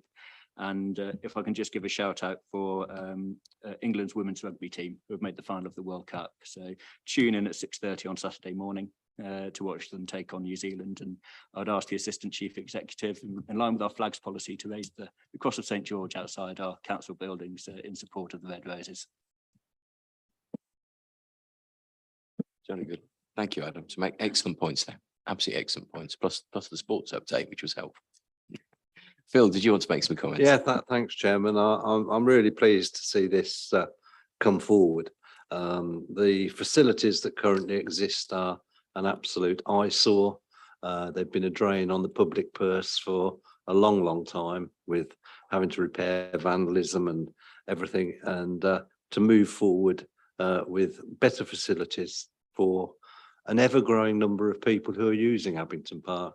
As a resident who lives nearby, like Councillor Purser, we both see the amount of people using the park on a daily basis, and it's not just weekends; it's throughout the week. And I think that these facilities are sort of really needed in order to provide for the many visitors. You know, you regularly see school buses or coaches bringing children in to do projects in the park and whatever. So, you know, facilities are really necessary. And obviously again, the sports pitches on Abington Park are really valued, they're heavily used. And again, obviously the toilets on the other side of the park where the bowling greens are clearly provide for people, and people travel from miles on coaches from Wisbeach and places like that to play league bowls in Abington Park. So they've got facilities there. It's equally important that where we have Northampton teams with teams from out of town coming in, that there are facilities for those, particularly for football and cricket in the summer. So I think it's excellent that it's going ahead. It's excellent that it's happening. It is a very busy park, and it's not only sports and regular users, it's the amount of events that are taking place. You've only got to see the number of running events, charity events, etc. that do take place there. So again, another reason for it. But I hear what Councillor Beardsworth says. There are many other parks around West Northamptonshire, you know, that need investment. I think play equipment at Brixworth Country Park, for example, is important. That was unfortunately because the county council hadn't been attended to for many years. So we've got backlogs as well. So there are parks all over the place, but we do need to consider all those.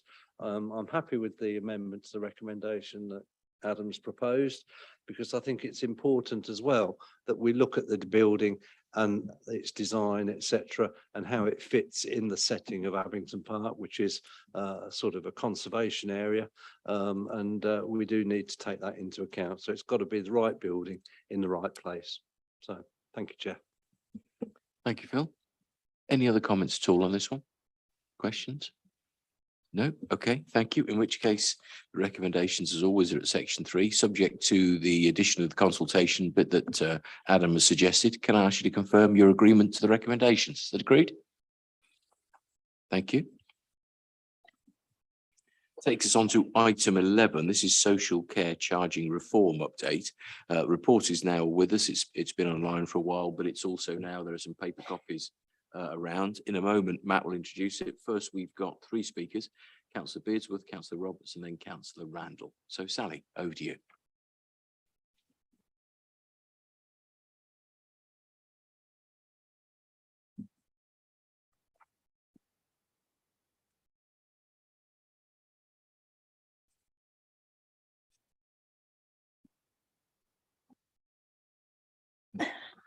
Thank you, Chair.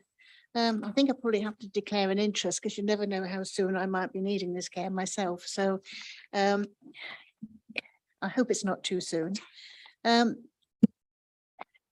It's very worrying as you get to my age and you find out that you might need help in the future. And I'm sure there's an awful lot of people out there that feel the same, that carry on, even though probably they aren't managing that well and looking after. And this new reform that's coming forward doesn't actually do an awful lot to abet those fears that they have. It's unfortunate, really, that social services have suffered so much with not being able to recruit, to get people to join the service, and a lot of nurses leaving care industry as well. So I do have real concerns over this, whether it's going to be sufficient to meet the needs of a rapidly aging population and how much impact it's going to have on them financially. So those are my concerns. I hope you can belay them for me. But there is an awful lot of people worse off than me that need care and just can't see themselves affording it or worrying about losing their homes.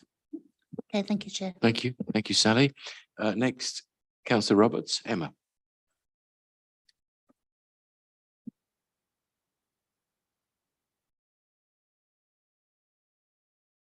Thank you, Chair. The social care cap and reform.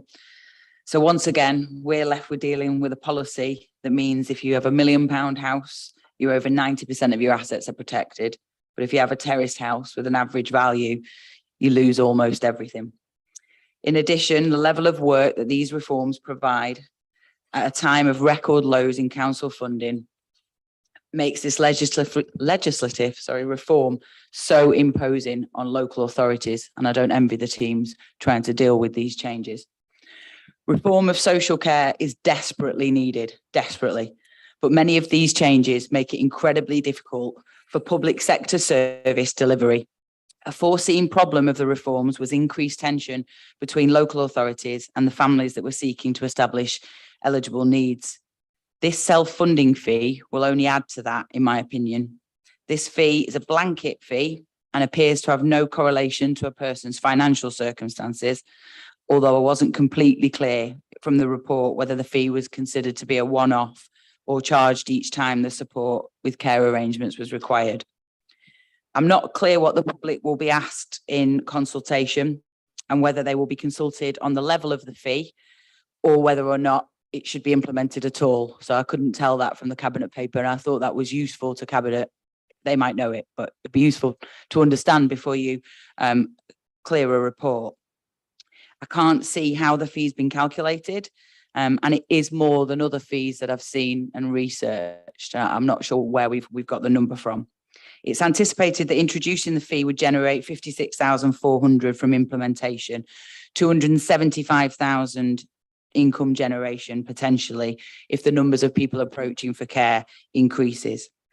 Once again, unfortunately, we're being left in a position where those who require our support are being penalised because the national government failed to see the impact of their actions on local authority provision.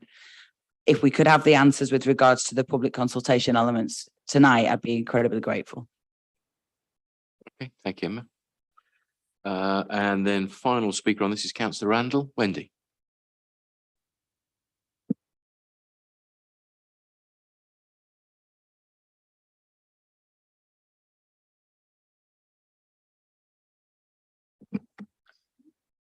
Thank you, Chair. One part that I wasn't quite sure of was in 5.3, it states the charge must only cover administration costs of arranging the care on a person's behalf. But then on 7.1.3, it then says it is there will be a financial benefit, and it's estimated to be 28,200. So as the charge is only supposed to cover the administration costs, I would have expected that to be zero, but perhaps I'm just reading that wrong. So if I could have some clarification, please. Thank you. Jolly good. Thank you very much. Matt, over to you. Generally introduce the report and perhaps pick on some of those queries. Thank you. Yeah, thank you, Chair. I'll do mine the other way around than Fiona. So I'll introduce the report first. Okay, so the social care update, social care reform update. So this report does three things. It one seeks to our permission to consult on the proposed changes to the West Northamptonshire Council fees and charging policy. Two, to provide an update to Cabinet on the Council's progress towards social care reform. And three, to note the utilisation of the Fair Cost of Care and Market Sustainability Grant. So West Northamptonshire Council currently does not arrange care for people who are required to self-fund their care unless they are unable to arrange it themselves and they have no family or friends to support them to arrange their care. As a part of the changes due to social care charge reform, it will become a requirement for local authorities to arrange care and to access our contracted rates on behalf of a person should they wish for that to happen. This will start to come into effect from October 2023. There is a good explanation of what is proposed and the outlined timeframes in the executive summary of the report on page 4. There are currently around 2,500 self-funded social care service users across West Northamptonshire, and over the next 2 years, all of these self-funders will be able to ask the local authority to arrange their care on their behalf. In addition, it is expected that there will be 200 to 300 new self-funders accessing services per year. This will create a significant amount of additional work for West Northampton Council. A self-funder will be classed as any person who has available capital assets of over £100,000. The proposed charge is £141 as a one-off payment, and permission is requested to consult with the public via telephone on this charge, also through online forms and via face-to-face engagement events. The outcome of the consultation will be presented back to Cabinet in February 2023. Regionally and nationally, there are concerns about the potential financial implications of the reforms. We've received some monies from government, but concur with national and regional studies. There could be a significant pressure as a part of the proposed changes to the Care Act, and clarity still is to come regarding future financial support. This was also a view aired and shared at the NCAS conference, which I attended with Stuart and Ashley last week. Cabinet have also been briefed on the potential financial impacts, and Stuart and I met and explained our views on the reforms and other issues pertaining to adult social care with Andrew Lure MP a few weeks ago. And having spoken to Andrew recently over the weekend, I know Andrew has raised concerns directly with Jeremy Hunt, the Chancellor, on our behalf. So I thank Andrew for that. Finally, I also thank Ashley Leduc for his work and expertise in this area, and Ashley is here to answer a couple of the questions in a moment. I'll bring them up if that's okay. The recommendations are at section 3, and they are A, to agree the council consulting with the public for 28 days in respect of the new self-funded arrangement fee. Feedback obtained from the consultation period will be provided to Cabinet for decision-making in February next year. B, to acknowledge the changes required in the fees and charges policy because of social care reform and the impact of these reform will have to the council and the residents of West Northamptonshire. And C, to note the utilisation of the 22-23 DHSC Fair Cost of Care Market Sustainability Fund. So the points made, just going on to Sally's points, our ageing population, we know about that. The census data really confirm that. That was talked about at the conference we were at last year. The globe is aging, and now we've got the increased pressure of the baby boomers all reaching 70 and starting to need and access care, and that's a huge swell of population. And obviously, we know the impact of those figures here in West Northampton. So I totally agree with Sally on her points.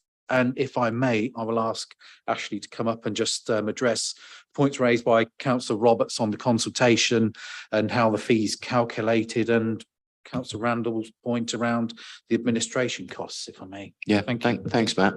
Welcome, Ashley. Over to you. Thank you very much. So I think Councillor Golby's covered that it is a one-off fee, so it's just at the time that care is arranged. The fee has been constructed, it's task and time. Okay, yes. Yeah.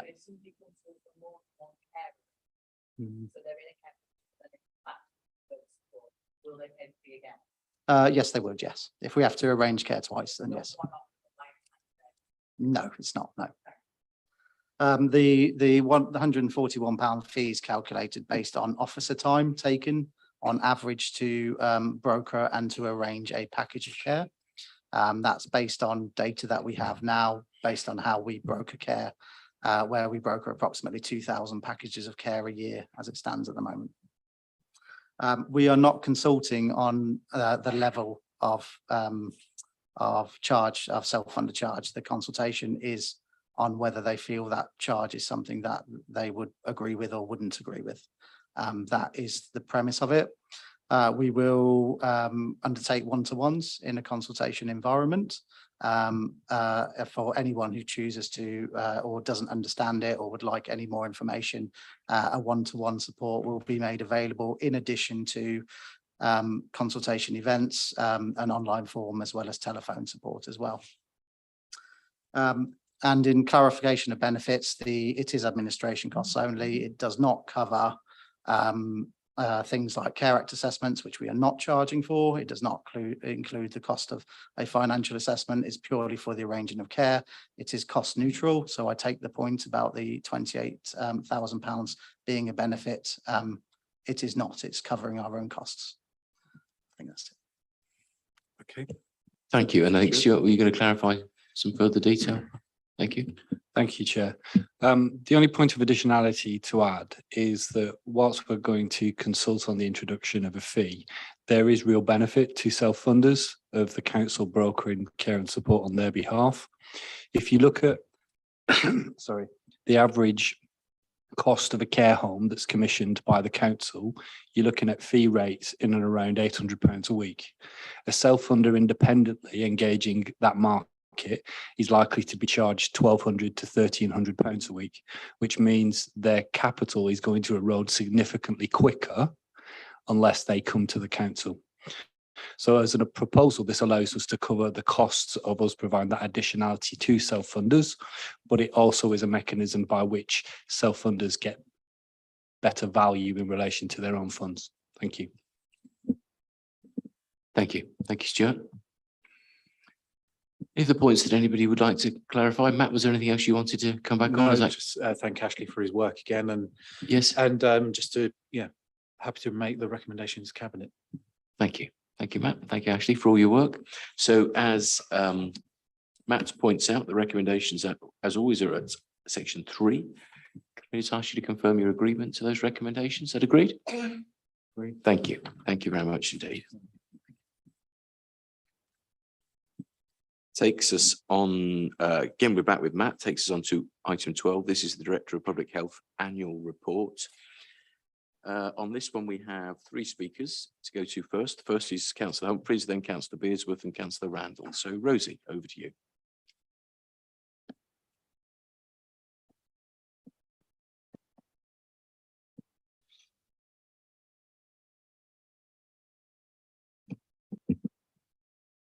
Thank you, Chair.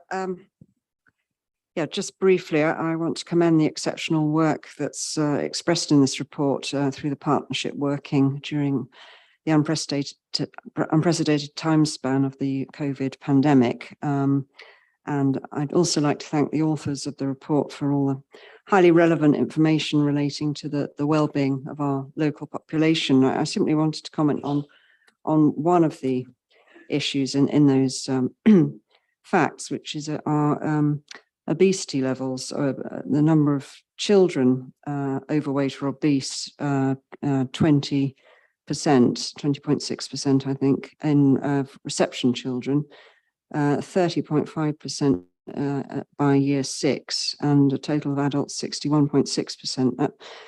I don't know how that compares with similar areas in the Midlands, but I think that is a real area of concern. Obviously, the reasons are very complex, but we're all aware of the health consequences of being in that condition. So that's really what I wanted to highlight and bring back really to our need for active travel and the proven benefits of that, which might help combat this. And I'd be interested to know what is being done about these levels. Thanks very much. Okay, thank you. Thank you very much, Rosie. So next speaker, Councillor Beardsworth. Sally.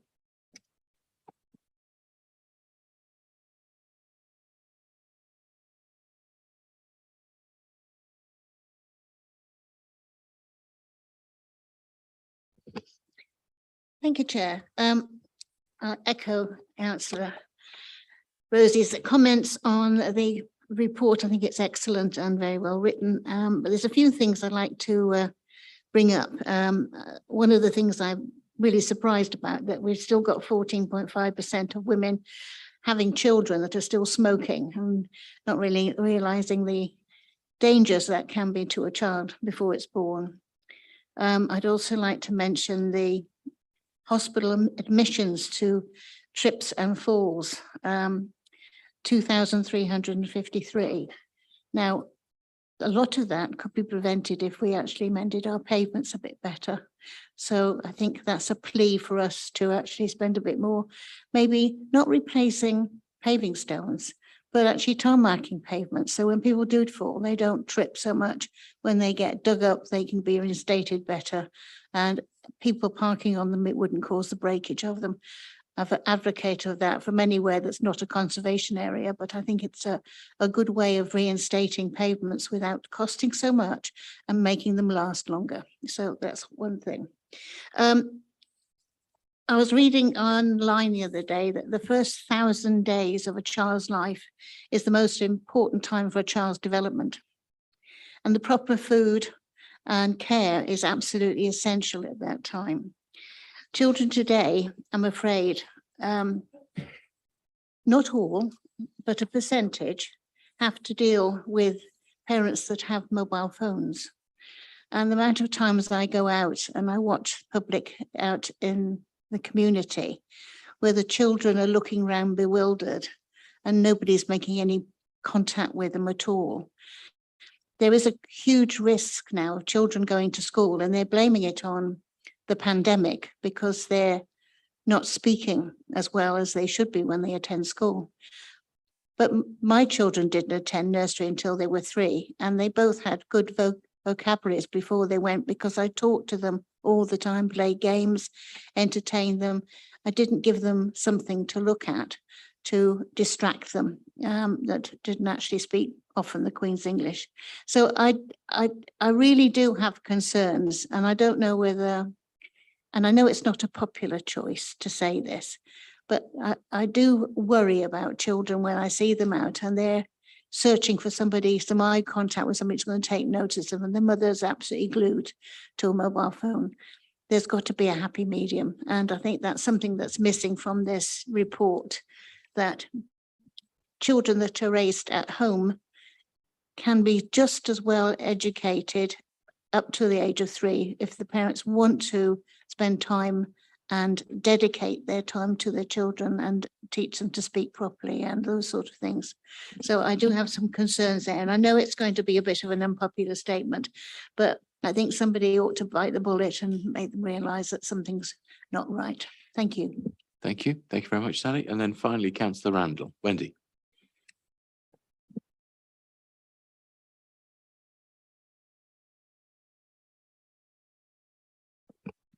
Yes, thank you. I welcomed the report. I haven't read all of it, but what I have read, is really interesting. The graph looking at the north and the south, when I used to look at these years ago when on different health committees, the north was always seen to be worse than we were. But on some of those, it seems to have changed because adults that are physically active in Northamptonshire, it's 67.5%, and we on the west are 65.4%.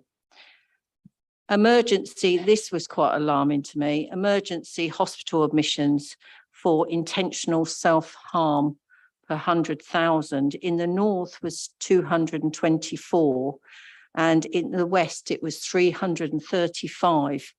So that seems a real significant number to me for self-harming. And, and why? Why is that? Is that, we haven't got that early intervention going on? I don't know, but that is something that I really feel that we should be, taking really looking at that. And I'd got down, Councillor Beardsworth, the same, the hospital admissions to falls, and again our falls were higher than those in the north. And I do agree, Councillor Beardsworth, a lot of the pavements are pretty shocking, but it doesn't say if these falls are in the home or outside of the home, so that would be quite interesting to know where those falls are occurring. Falls has always been on the agenda for a long time, so it would be interesting to actually know if they're increasing or decreasing. So thank you. Thank you. Thank you, Wendy. Matt, over you just to introduce the report. Yeah, initially, thank perhaps you. pick up some of those points. Yeah, and thank you for the comments, and I'll go through the report briefly and then pick some of those up at the end. So this is the report. This is Lucy Whiteman's report. It's her independent report as the Director of Public Health, and it's at Cabinet today for noting ahead of publishing, and we will put a link on the website. So it covers 2021 and 21-22, and it's very much a report to document our journey over the 2 years of the pandemic and acknowledge the enormous input from everybody involved in contributing from all the different angles.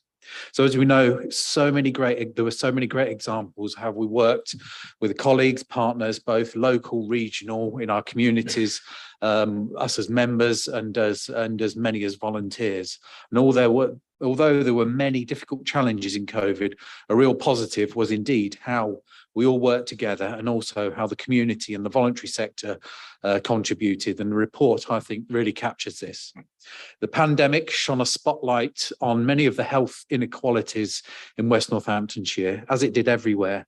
And again, we need to work on this as a part of our future plans.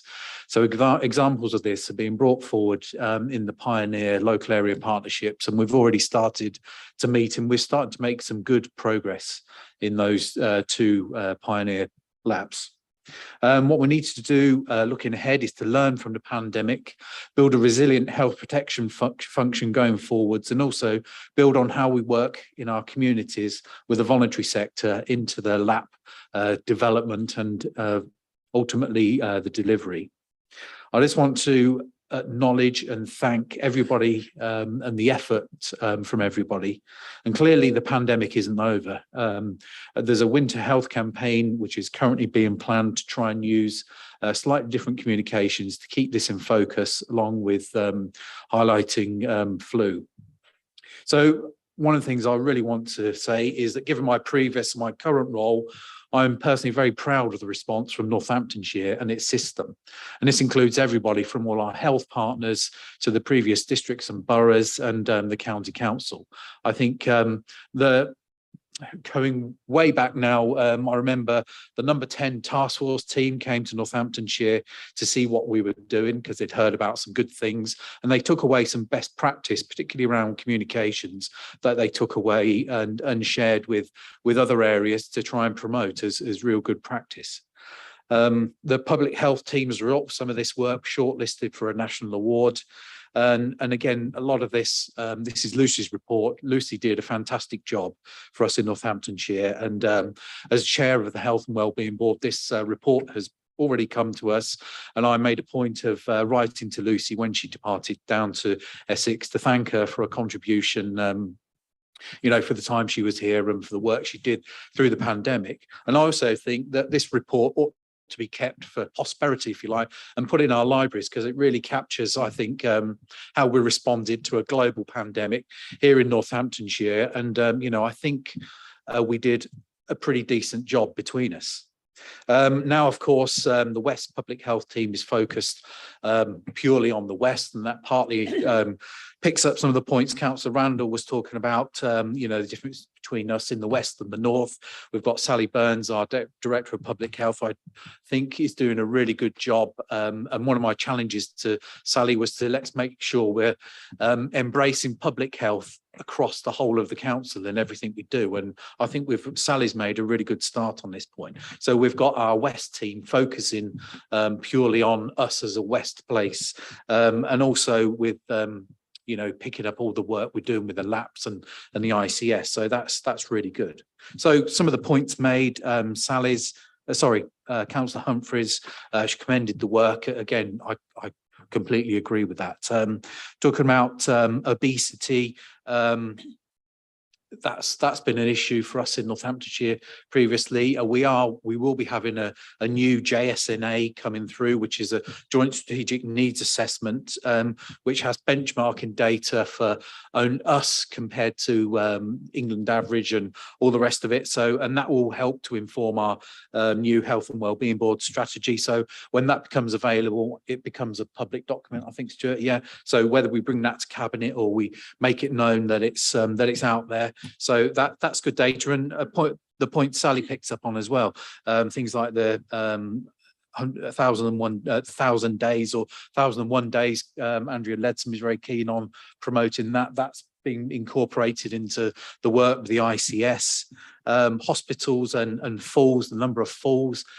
Falls prevention is one of the priorities of the ICS and our work as a system. So there's a real focus on trying to mitigate and help them prevent falls, notwithstanding the point made about pavements and the quality of pavements. So, Councillor Hinch over there, we've got a meeting next week with Councillor Larratt, I think on Monday in Dustin. There's an area, there's a square that that is a right old mess, to be honest, because it's got broken paving slabs, and it's right next to the community centres. A lot of older people use it, and that's going to be contributing. So we're going to try and do something about that, and that's something we need to try and pick up and weave into how we respond to falls, as well as the medical and from the health angle as well. So I've picked up quite a bit of it there. If I've missed anything, I've made a note of the comments and I'll pass them to Sally Burns, our Director of Public Health, to say these are some of the comments made by colleagues at the meeting. But overall, I think it's an excellent report, and it's really, states, as I said, how we responded as a system in Northamptonshire, and it's something we ought to put on a shelf and make sure we keep it for future use. Thank you, Chair. I'd agree with that, Matt. It does take us back to what was an excellent response and paved the way, I think, for a lot more joint working, as we now starting to see through the ICS. We wouldn't be in such good shape if we hadn't been forced together. The COVID response. Adam, you're going to make some comments, I think. Thank you, Chairman. I thought Councillor Beardsworth raised some interesting points, and but it's not important. I think it might be the King's English now. We're still getting used to all of these things, but regardless of whether people are speaking English or Ukrainian or Polish or whatever language, I think it is an interesting point that actually, people spending a lot of time behind phones does reduce human interaction. I've noticed it out and about, walking around Abington Park and other places where people are glued to their phones and children are going without attention. And I think hopefully there are now studies being conducted which we might later be able to weave into our public health work, so that we can educate people, just as in the past we've educated people about the risks of smoking and whatever else it may be. That leads on to another point, which is that I only noticed one metric that's in any way related to mental health on here. Everything else seems to be related purely to physical health. I just wondered if there was a reason behind that. We've got 10 suicides per 100,000. Possibly a more useful metric might be suicide attempts. There must be other metrics that we can use to determine what sort of negative drivers are going on in the realm of mental health, and therefore how we might react to that sort of thing, because it influences people's family lives, their professional lives, their productivity, their ability to work within their community and help their neighbours and everything else. So next time around, I would like to see a far greater emphasis placed on mental health, balanced out with physical health. I think probably, Stuart, you wanted to make a comment on the point that Adam raises. Thank you, Chair. So first up, the kind of next iteration of this will be coming to Cabinet in December, which will be the integrated care strategy. If you look through this report, this really talks about health inequalities, and it talks primarily about the activity of public health in taking forward actions to diminish those health inequalities. The ICS strategy that's going to be presented to Cabinet for approval in December will for the first time articulate how the 15 organisations included in our local ICS, so our acutes, NHFT, the police, the fire service, the police, fire and crime commissioner, how they are all collaborating together to deliver against these health inequalities, which will mean, in effect, we are mobilising that wider partnership to really improve the outcomes for local people. Attached to that strategy document will be the introduction of a new outcomes framework that allows us to much better effectively monitor the outcomes we are looking to deliver. That will be built around our 10 ambitions that we've talked around, that are structured around living your best life. There is a specific focus in there around both child and adolescent mental health and adult mental health. So hopefully Cabinet will have that opportunity to consider the iteration of this that we bring forward in December. Thank you. Thank you, Stuart. That's helpful. Fiona, you're going to come in, I think. I was just going to agree with a lot of what councillor Bisworth said. I worked, as you will know, Chairman, very closely with Andrea Leadsom MP on her 1001 Days programme. It's very disappointing. I'm just going to put this out there that South Northants weren't eligible. I beg your pardon. That's a throwback for being a South Northants councillor in this room. I'll start again. West Northants did not get any funding for that project. At the time, we were assured there will be another round of funding, but whether or not that has changed with all the changes that have happened, I don't know. But I'm aware, as Councillor Bisworth pointed out, about the lack of speech and language skills in our young children. I go and visit 2 educational establishments a week, playgroups, nurseries, primary schools are telling me that children do not have the same level of speech and language that they had in the past. And it is something that we do need to address. So I agree that that's something I'm sure we will be looking at. And in conjunction with the ICS, as Stuart says, we're all working on this together. Thank you. Thank you, Fiona. Any further points on this one? Anna. Thank you, Chair. It was just to say really, if people don't realise as well, of course, ICANN is targeting falls particularly, actually. And as we stand today, the latest report of it, so we get about 800 referrals a month to the rapid response service, to our rapid response service. Huge amount of them are falls in the home, actually. And we have a target to respond within 2 hours to them, which we've got really good results on. But certainly to date, our results from on the ICANN programme are about 180 less people admitted a month. If you count the growth, the demographic growth, which in the over 75s is 57% for us over the last year, would be about 360 avoided admissions. So doing some really, really good work in terms of avoiding people being admitted to hospital on a fall and then keeping them safe in the home with a follow-up. So which is something to celebrate, I think, in terms of tackling that target.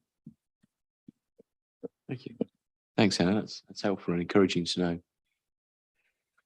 Okay, if there's no further points, if I may, I direct your attention back to the recommendations, which is basically just for Cabinet to note the report and the recommendations made and progress in the recommendations since the previous annual report. Can you just confirm your agreement? Is that agreed? Thank you very much. Takes us on to item 13. This is with Fiona. It's the Northampton Safeguarding Children's Partnership annual report. We have 3 speakers in this order. Councillor Beardsworth first, then Councillor Purser, Councillor Stone. So Sally, over to you.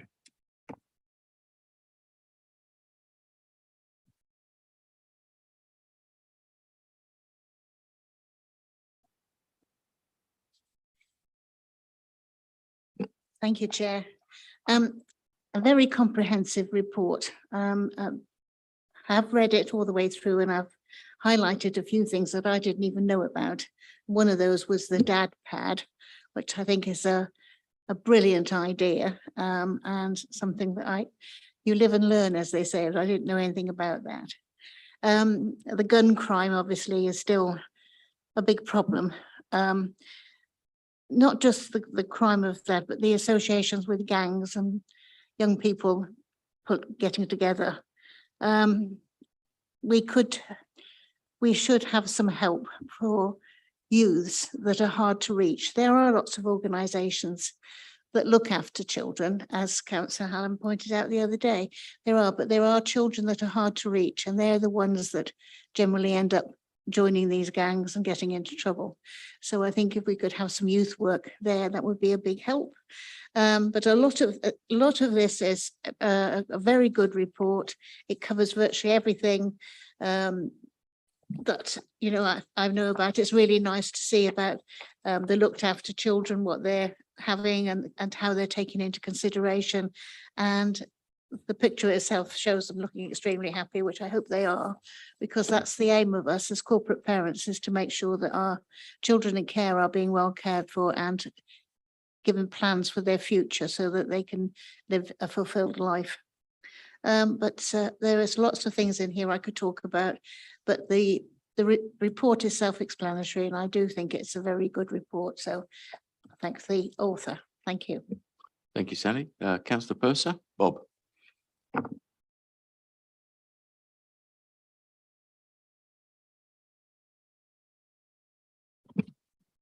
Yes, thank you, Chair. I think it's important that we give consideration to this report in our role as corporate parents.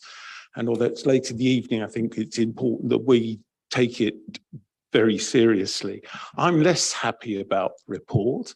I'm more concerned about page 21 in terms of the lessons learned from serious case reviews. And I think one of our roles as councillors is to read the serious case reviews as they're published. And I don't think the conclusion in the end of this report picks up the themes that I've picked up from those serious case reviews. And I've got 5 that I just want to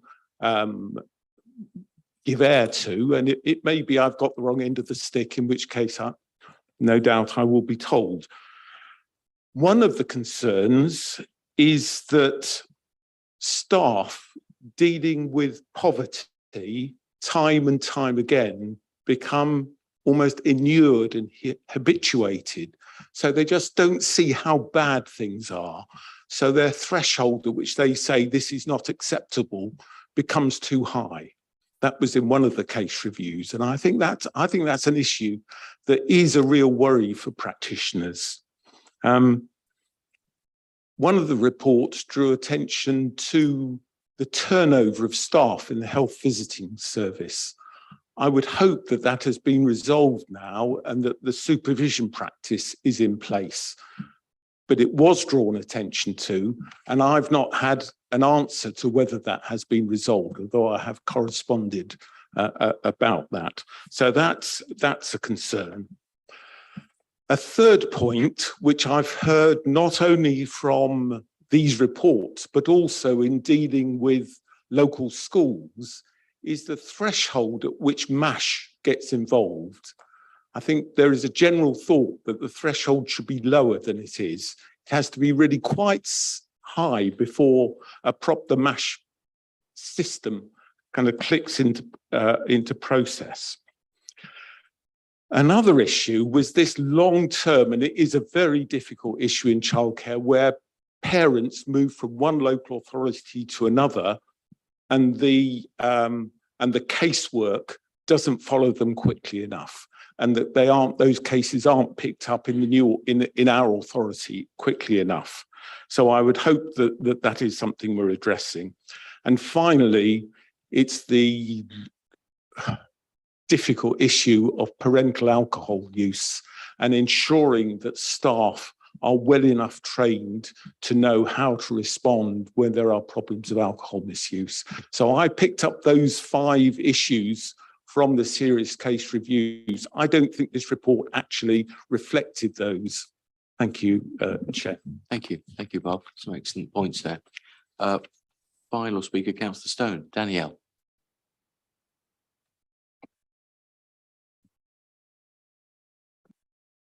Thank you, Chair.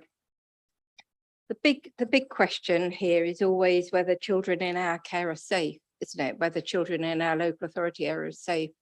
And I'm very mindful of the fact that Councillor Baker drew our attention to that at full council.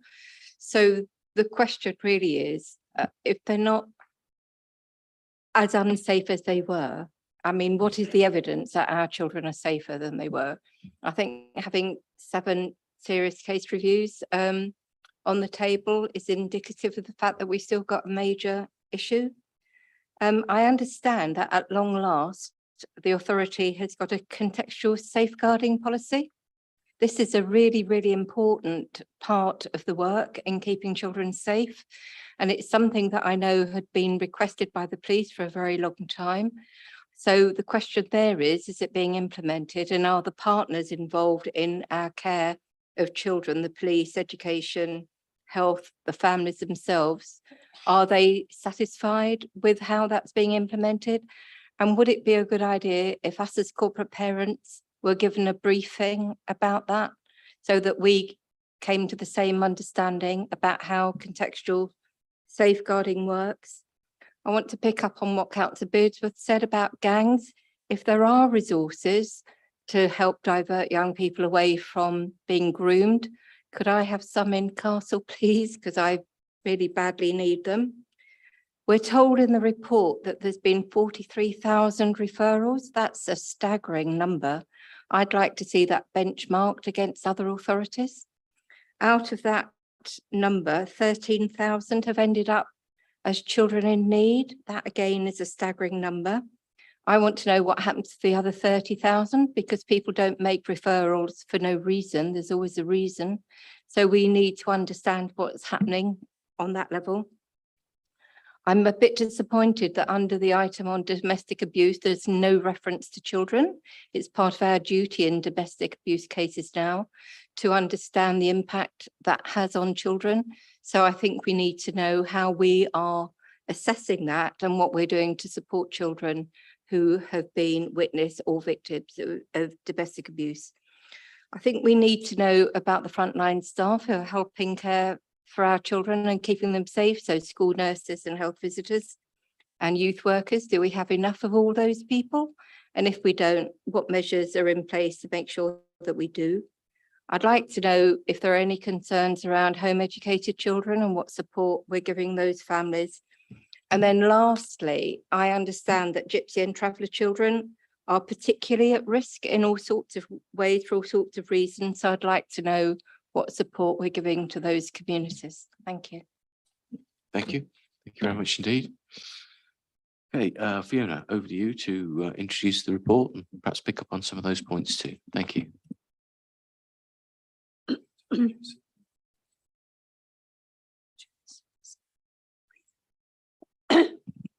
Thank you, Mr. Chairman. We'll come back with some of the answers to the questions following the report.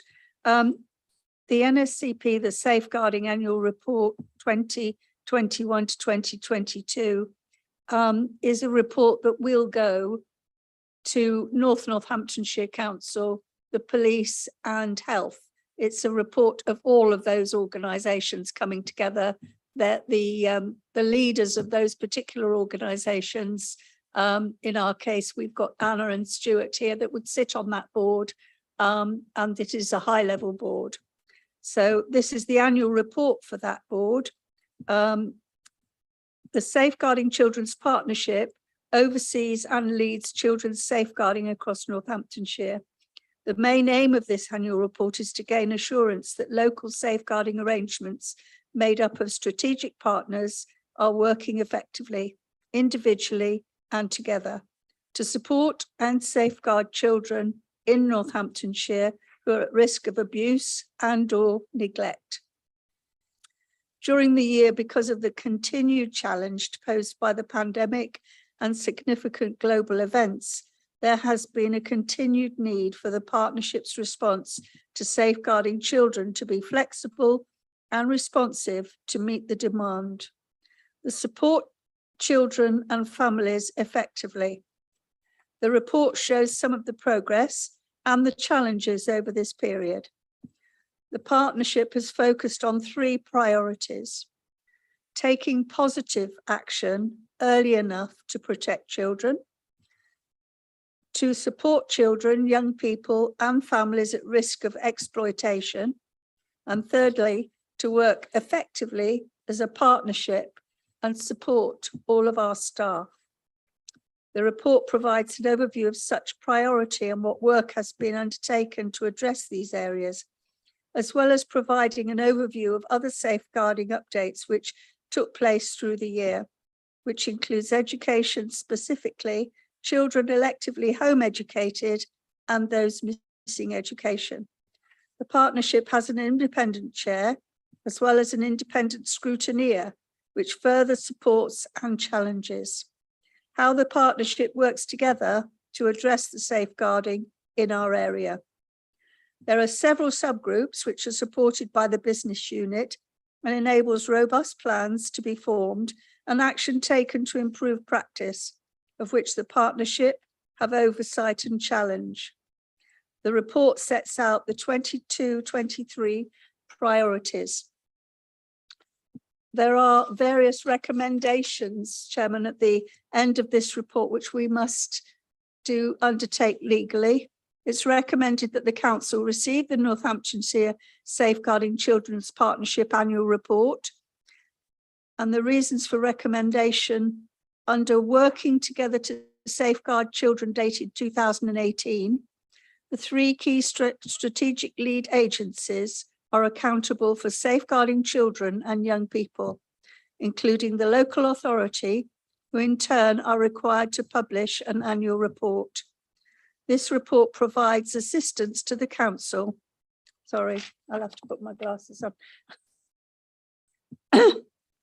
This report provides assurance to the council of the activities undertaken by the partnership and its agencies to safeguard children and young people across the county during the reporting period. That's the legal part that we need to do as a recommendation, but probably I should have left that till after we had a stab at answering the very many questions that we've received.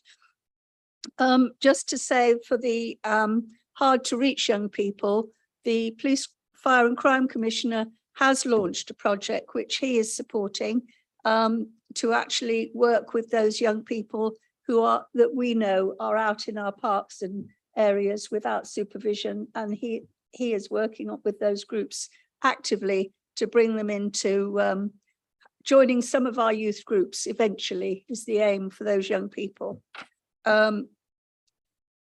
I'm going to hand over to Stuart because he's got a lot of notes that he's written here about. Thank you, Stuart. Thank you, Councillor Baker. Thank you, Chair.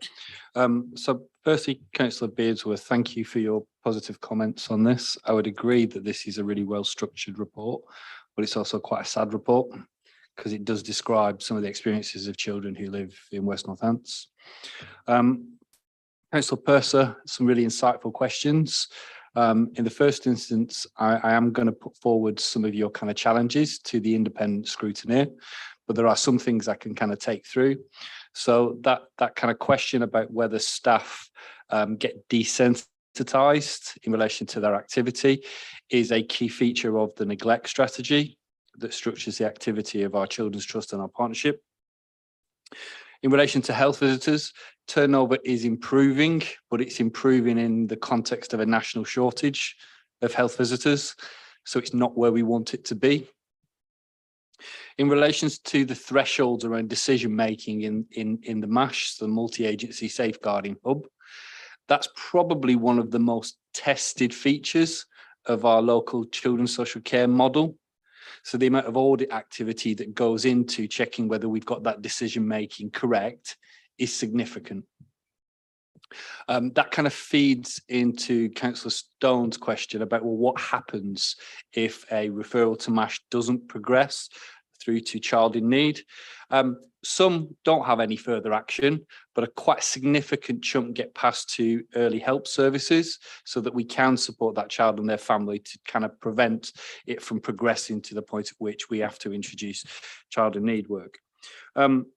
In relation to transfers from one authority to another, the Association of Direction of Children's Services has a protocol, which I'm happy to kind of have a look at in relation to East Midlands to make sure that that's enacted locally. In relation to alcohol misuse, it would be fair to say that that is probably identified in a significant number of the cases we see of some of the children that are presented to us. It is a real priority in the context of our children and young people's collaborative from an ICS perspective. So we have a significant amount of substance misuse services that are funded through public health. What we need to ensure is that's really connected up to the activity of the Children's Trust so that our frontline practitioners are fully aware not only of the signs and symptoms of alcohol abuse, but how to support that parent in relation to being an effective parent kind of going forward. Councillor Stone, I'm going to endeavour to answer some of your questions. There was quite a long list there, so I'm more than happy to kind of have a conversation outside of this. The main one that I wanted to focus on was really that challenge on, well, whether children are safer. The role of ourselves and corporate parents is to try and create an environment and a society where our children are as safe as possible. Where we have our looked after children, we've got even stronger responsibilities in and around that.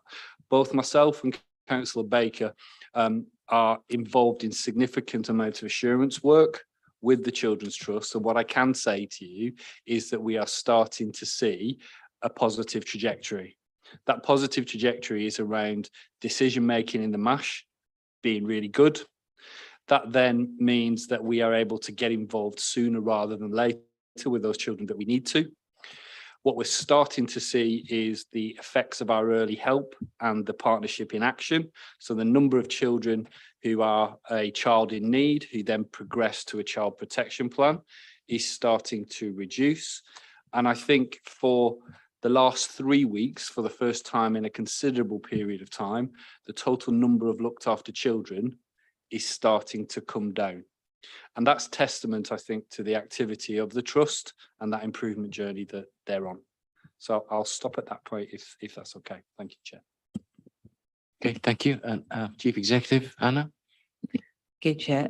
Just to pick up one thing you said, Councillor Stone, because I think it's quite important, and I think Colin said this last night, which Stuart didn't touch on, is as part of the improvement board that we attend, which DFE, the advisor, attends to, we've looked at this question of how many referrals we get into the MASH quite consistently, and we compare badly in the sense of we have a lot more, and more to the point is we have a lot more that don't end up in anything happening. It's a big challenge in children's, it was in adults as well. Partly because, of course, police like to refer everything because they want to make sure things are covered. And Colin, I think, said to the scrutiny committee last night too, that schools have also learnt that if you use the right language, you'll get a social worker. So they tend to refer in. That's not always a good thing. But just to pick you up on one thing you said about on this list, it said 13,000 ends up child protection plans, which would be a real misrepresentation. We've had consistently about 650 children with child protection plans over the last 18 months. What it's actually saying is of that 43,000, 13,000 go to referrals, and then it works through a kind of checks and balances, as Stuart said. But actually there's only about 600 children. It's still too many, but it's not 13,000. And I think for the benefit of children's social workers, whatever, it's worth making that clear. Thanks. Thank you. Thank you. Anna. You going to comment on that, Fiona? I was just going to add to that, that since we've been in a new people electorate, or whatever the word is, directorate, we have also now got, I attend, as well as one other councillor, the Domestic Abuse Board, which hasn't been attended by any children's leads before, because we do recognise that domestic abuse affects children as well. So we are making changes. And we, just to remind everybody, I'm sure they know already and are waiting with bated breath, that our latest Ofsted inspection, the full ILACS inspection from Ofsted, will be published on the 24th of November. So we will have a full update on all of the recommendations that come out of that report, where they spent 3 weeks with us and really looked at our service in great depth. Thank you, Chairman. That's great. Thank you, Fiona. Thank you, everybody, for your comments. So if we have no further comments on that one, recommendations of section 3 are that we receive the report and note the findings. Can I just ask you to confirm your agreement? Is that agreed? Thank you very much. Takes us on to our last item. This is economising on mobile telephony. One speaker, which is Councillor Al Wahabi. So Jamal, over to you.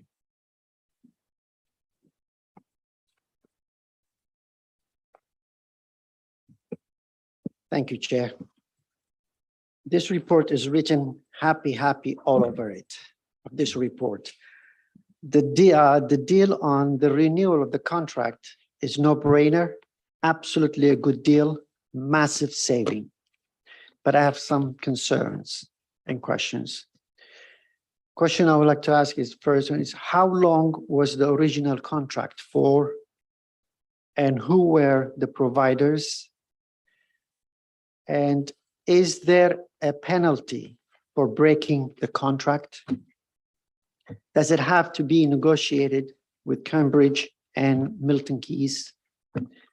The deal is enormous advantage to go for it. Also, it raises a concern of massive difference in the contract. Therefore, I'm requesting to this proposal to go to overview and scrutiny. Thank you, Chair. Okay, thank you, Jamal. Mike, do you want to make some comments both on that and also general introduction to it? Yeah, I'm happy to sort of combine it all, really. The easiest way of explaining this is your own mobile phone contract. And actually, it's systematic of all of the IT transformation projects that we've got, because there's an optimum point in any contracted services to change that. That optimum point normally with your own mobile phone contract, and in this instance as well, is around 6 to 9 months before contract renewal, which is exactly the point that we're at here.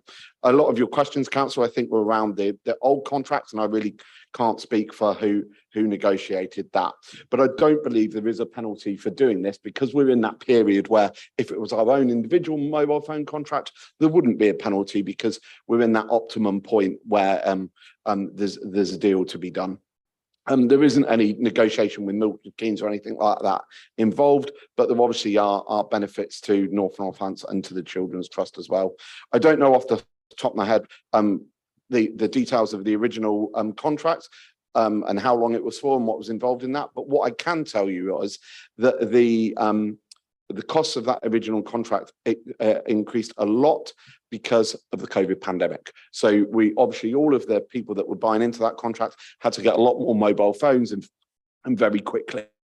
So whatever terms were agreed in that meant the cost, as you would expect, increased during the pandemic. So I don't think this should go to overview and scrutiny, because like your own mobile phone contracts, if you get that better deal now, you're getting it 6 to 9 months earlier than you would otherwise. I think it's an absolute no-brainer. I don't see what value scrutiny would add, given that we're already at a 56% saving. So it's a bit like going to full procurement, or which we're not going to do, or going to scrutiny. What would that find us? Like maybe another percent, another 2%? Well, that would be outweighed by the cost of running a full procurement exercise or delaying it by sending it to scrutiny. So that would eat into those savings. So I think we should just get on with this. You said yourself it's a good deal. It is a good deal. We should get on with it. We're tied in for 3 years and we can look at it again then. And my proposal, Chair, is as recommended that we accept this deal. Okay, thank you, Mike. Any further comments? Anybody want to chip in on this one? No. It's not been answered. The question was the penalty for breaking the contract. What I meant was for the new contract. We haven't entered into the detailed negotiations. Clearly, there would be a penalty of some sorts, because like your own mobile phone contract, if you seek to upgrade it 2 months after you've taken out the new contract, there's obviously going to be a penalty. If you seek to upgrade it or do a new deal within that 6 to 9 month period, there normally isn't a penalty. So honestly, this is a good deal. If you want the details, we'll get you the details, but I think we should just get on with this. Okay, so we're happy to confirm that. We'll get that information to you. Thank you very much. Confirming the recommendation is always at section 3. Just can you please confirm your agreement to the recommendations? That agreed? Thank you very much. Well, thanks everybody. That was our last item. Lots of stuff transacted this evening. Thank you to everybody who took part and for all the work that's going on behind the reports. Thank you.